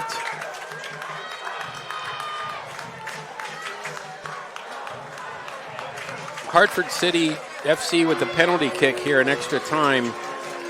Number 19 conceding, number 10 conceding the kick to Hartford City's number 16. The ref is checking the ball. Is that 16 or 19, Steve? The lighting is not great. It's 16. I think 16. that's the captain. That's McGonigal, their player of the year out of Holy Cross. He's had several goals this season. Matthew McGonigal standing over out of the D.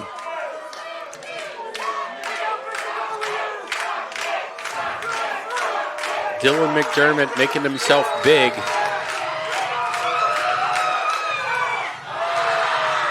McGonigal scores. What are these guys doing out here? For Hartford City. The bench rushes the field, apparently thinking it's a golden goal. It's not. They probably should get carded for that. This isn't the end of the game, people. Fourth official getting just deluged by the Kingston bench. Yeah, I think some That's of the okay. guys... We have a whole another 15 Yeah, minutes. there's extra 16 time. minutes of soccer left here tonight. The guys ran on the pitch thinking, I think they won it, not knowing the rules. All the guys with the pennies. No cards yet, but it is. He's given cards. To Yep, the two guys who ran on the field. he carded, and a red card. He actually red carded one of the penny guys. Because it was his second yellow. It was Dion. Okay, he's gone.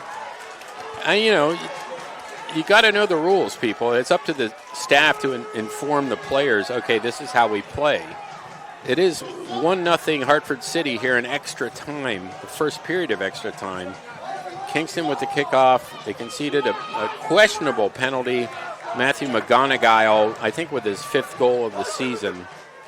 The ref explaining to the penny guys that they can't charge onto the field after that goal. Know the rules. The crowd is all over these guys. And Stockade with a sub. 28 coming on for Kingston. Boonjaj is coming off. Boonjaj off, and coming on is E.R.A. Harris, the Kingston native out of New Paltz. Maybe it'll take a Kingston native to equalize this game bring us back into it.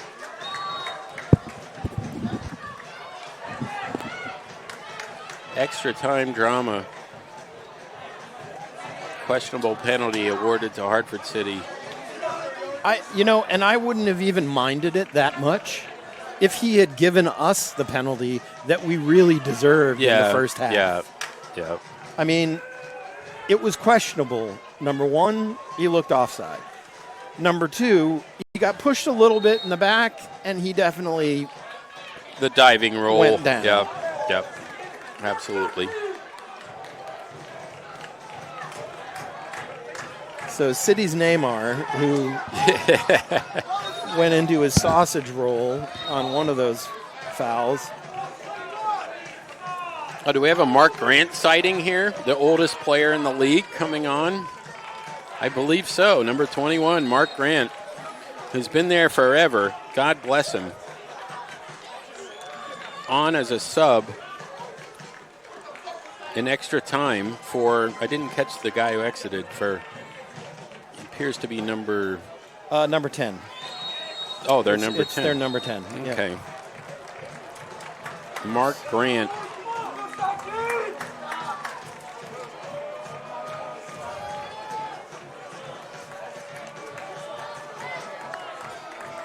On for Jake Williams, the Holy Cross Kiwi.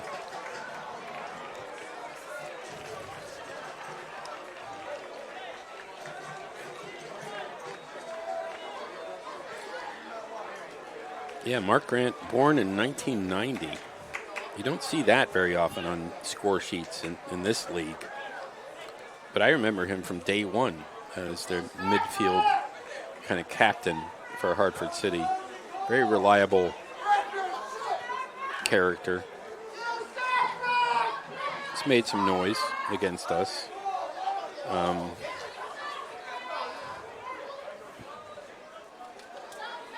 Just trying to get a little background on Mark. I know I have it here.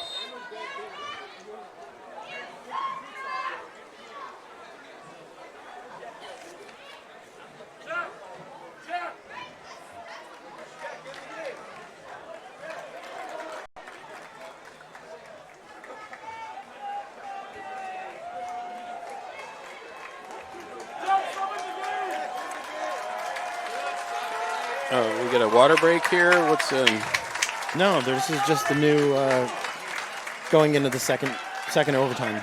Oh, I see. It's a 4-minute break in between overtimes. Okay, I missed that. No, I think that's just Jordan's just got the time screwed up. I don't know what's going on. Now he's got it. So it's 1-0 Hartford City. In extra time.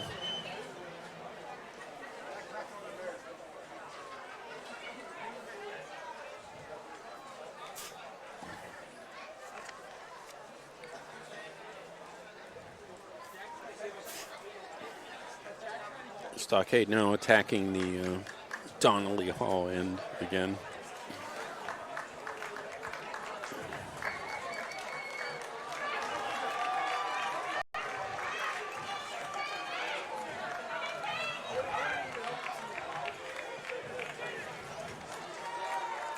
Yeah, Grant, who's the bald guy in for, shorter guy for Hartford City, 33 years old, checking in. Has been a stalwart for Hartford City since day one of their participation.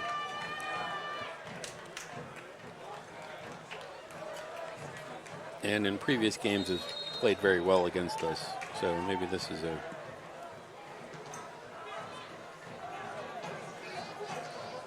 move to prompt some psychological reaction to having Grant in the game.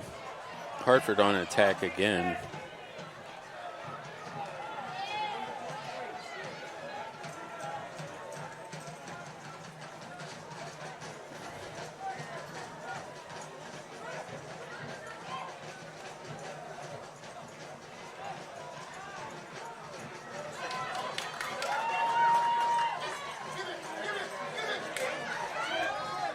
Crowd urging on Stockade down the left flank.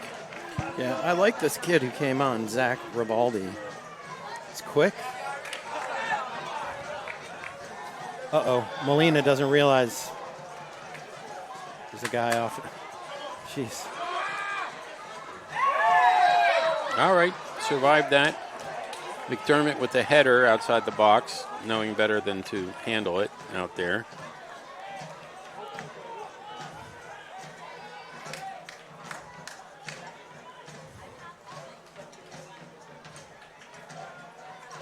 Oh, nice flick on by Dippolito, but there's nobody really there to take it.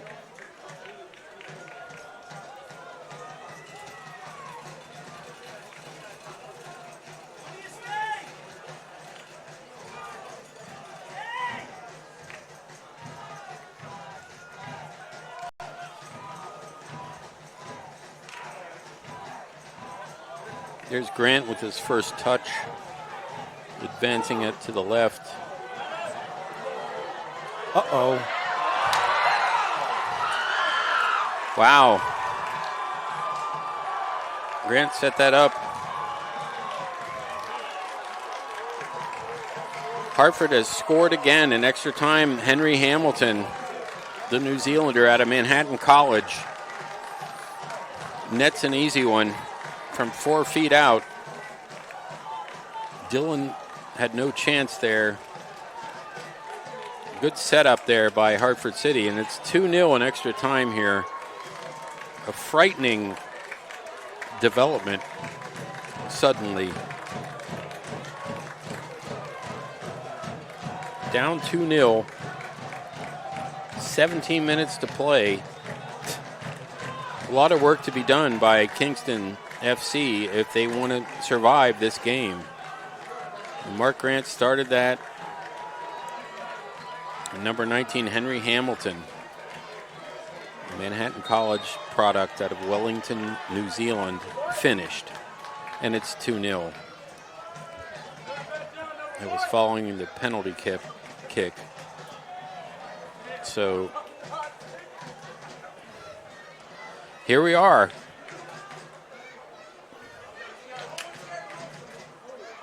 Oh. Giulio looking for Rivaldi.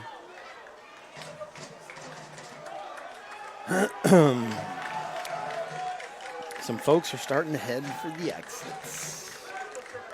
Well, it's not like this is Dodger Stadium. You're going to have a huge traffic jam on Route 9, but and it's only 9:37. So I question their motivation for departing at this juncture and perhaps missing a miracle. Not a miracle, but a doable comeback.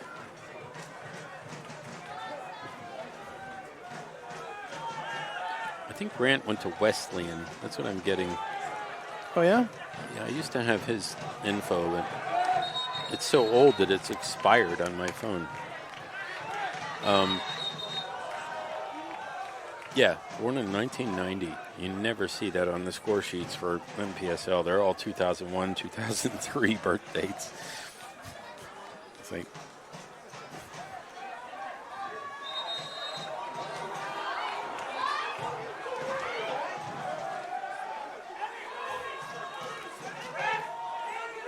seems to be a dispute here on the throw-in. A lot of argy-bargy.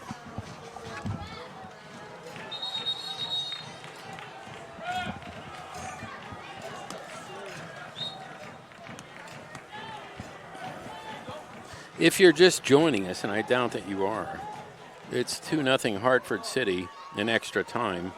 Penalty kick and a goal by the dude from New Zealand in the second period of extra time. Scoreboard now says 20 minutes left. I'm not sure about that. It's counting up. That's the problem. So he put 15 minutes on, but the old college counting up thing. Okay, we'll do some guesswork here. No, all we have to do is like subtract 15 minutes, and I can't do that. I'm a writer. I can't. So we're at 5:30. So there's 5 minutes left. No, we've had 5 minutes. Okay, so there's played. 15. So there's 10 minutes left. Oh, God. Just under 10 minutes. I have to call my accountant. It's going to figure count. out It's the- going to count up to 30. Spike. That's That's 15 plus crazy. 15. Yeah, I'm sorry, but I shouldn't have to do this math at this hour.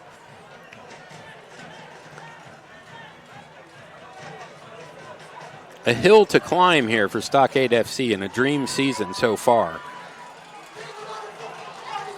But Hartford City FC, And they're rushing back. no, And they've got it's numbers. a 4-on-1. Great header by Oh, Molina, the who game was back by himself. Exactly. 1-on-4. Game. If that gets over his head, Yeah. it's 3-0. No. I was just surprised that nobody from Stockade was I tracking was, back. you know. I mean, come on, fellas.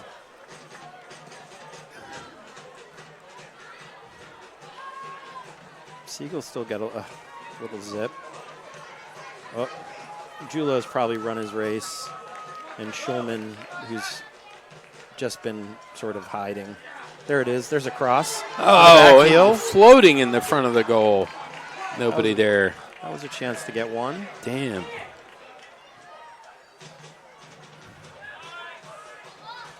DiFilippo. He's got it back. He's Nice. still got it. He is just, he's strong. He's for a guy fighter, who's not- man. Oh, there's a header. Oh, man. Great effort there by the Kingston lad, Yare Harris. Probably going to Joe B's to get a sandwich. Or Dallas Hot Wieners. Can't beat the food in Kingston.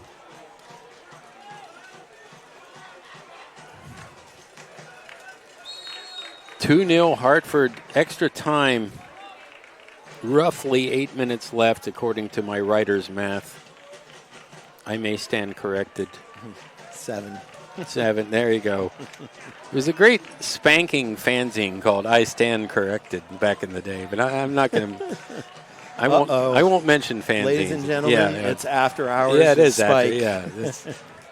I Stand Corrected. Who knows what he's going to say in extra time. There's a. Oh, that was a. I actually A thought that collapse. was, The ref wants nothing to do with it. no. Goal kick. McDermott. Urgency is of the order here for the black and orange, I might add. Harris making a run.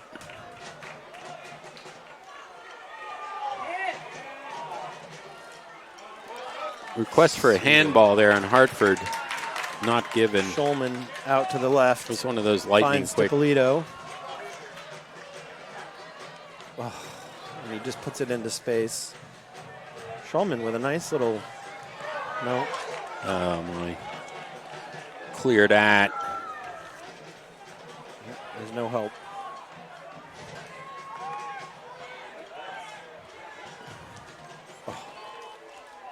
Yeah. 6 minutes and change left. Hartford on the attack again. Good job blocking the cutback. Finally cleared, but white jersey in place to reclaim it as a throw. Several balls to choose from there.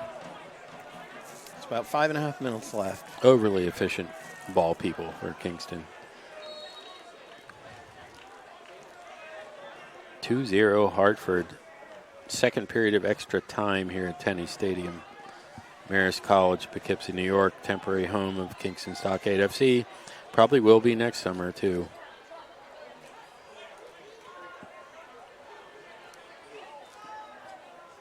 Hartford in charge.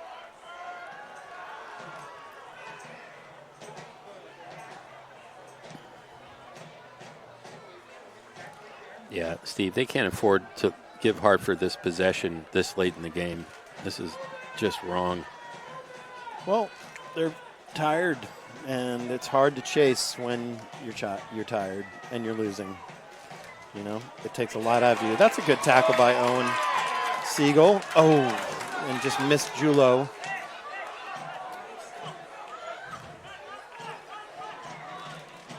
Yeah, But I figure you got to reach into the reserves here. This is the postseason. This is all or nothing. Oh, for sure. It's win or go home. But some of these Stockade players, We don't want to go home. like Julo and Schulman, have been on the pitch for a long time. Well, then you question, okay, I see all the guys in the blue pennies down on the bench there. This team has had great depth all year. Why not bring in, if that's the case, why not sub some more people in? You got 3 or 4 more subs. Do they have 3 or 4 more? Yeah. You get 5, right? Yeah, I think they've pretty much. They've used. They have used 3. them all. No. Because remember, the sub got subbed. Yeah. So Mara came off. Then the sub came off, right? It may be more and then than there was 5. another sub. So there was already 3, and that was like in the second half. Yeah. That was before extra time. Okay. Now we've already put 2 new guys in extra time. We put Siegel in, and we put Harrison. So I'm thinking that's 5. There may as be far more as- than 5 in this league. Maybe not. There, I there don't know. could be. I mean, they're still bringing in subs. Yeah, they got a they're- guy waiting to come in now, 24 for Hartford But I City. think Jamal must think that That's a like, time waster. these are the only guys that he can win with. He must think that the guys who are left on the bench are not difference makers. Well, fresh legs are fresh legs. I mean, Yep. you never know. 24 coming on for Hartford City. I'm trying to look him up, but I'm in the dark here. So we've I'll got, use my cell phone light to look up About 24. 2.5 minutes left. Owen Guglielmino, midfielder, coming on for Hartford. Played the last game against Shockers in the playoffs. Did pretty well, actually, if I remember watching his action. He's he's a Yukon guy from Cheshire, Connecticut. And he's undecided on his major. And he played 2 years at Michigan, but apparently didn't play much, so he transferred to Yukon. You don't like the Big Ten, you don't like Ann Arbor, you don't like Smelt. Okay, you move back to Connecticut. Owen.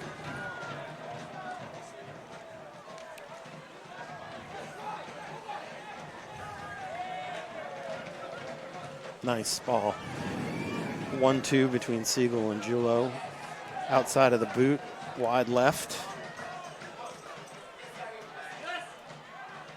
No. Siegel again, sort of double teamed.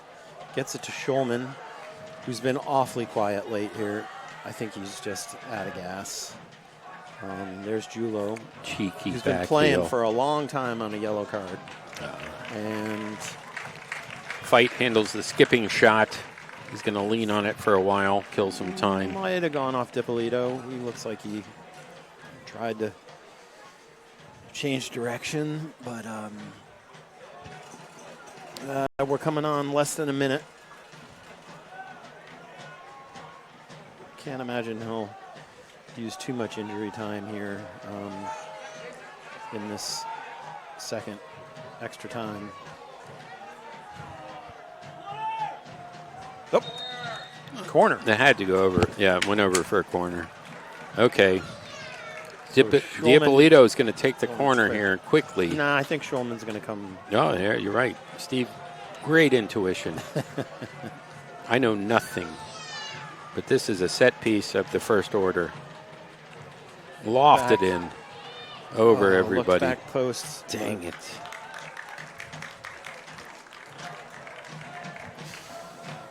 Final minutes of the second period of stoppage time here. Kingston down 2-0. I think that's The pretty much it. The pangs of disappointment are descending on the crowd here. A dream season about to come to an end. At home, temporary home, against a rival. I mean, the bottom line is they did outplay them in the first half, but had nothing to show for it. Yeah. And then came out in the second half, and, we've got a questionable penalty, and then, pushing so many guys up after that first goal, that last one was just That was a backbreaker. Yeah. Yeah. Nice ball, and it's in! Oh, my goodness. Hope springs eternal. He chipped him. From an impossible angle. An impossible angle. Over fight and into the side netting. I think it was Rivaldo. We're checking the replay to see who did that because So it happened so Rivaldo fast. had the ball. Wait, no, he did the throw-in. It was...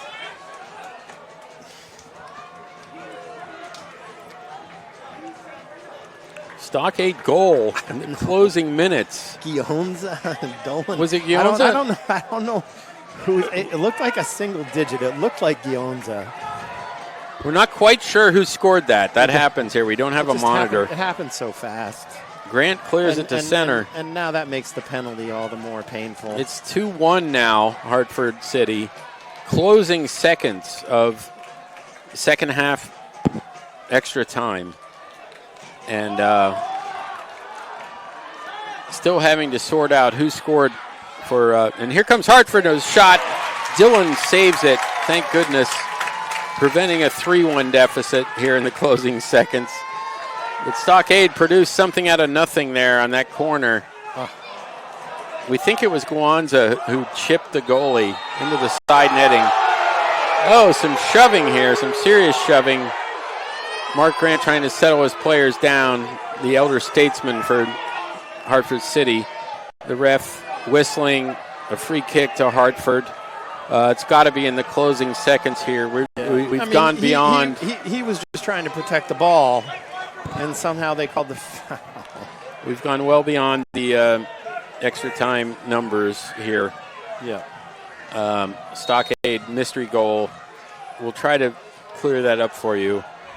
And there's a time waster into the corner by Hartford City.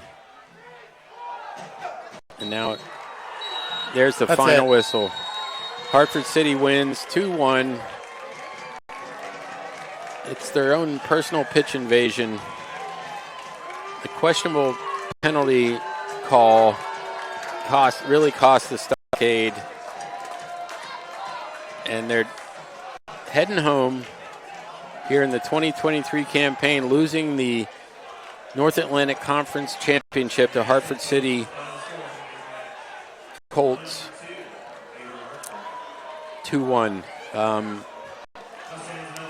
There's nothing else we can say. I tell you, Steve, it's been that kind of. Let's put it this way: we've got police coming on to the field to protect the referees. So. Oh, okay. Well,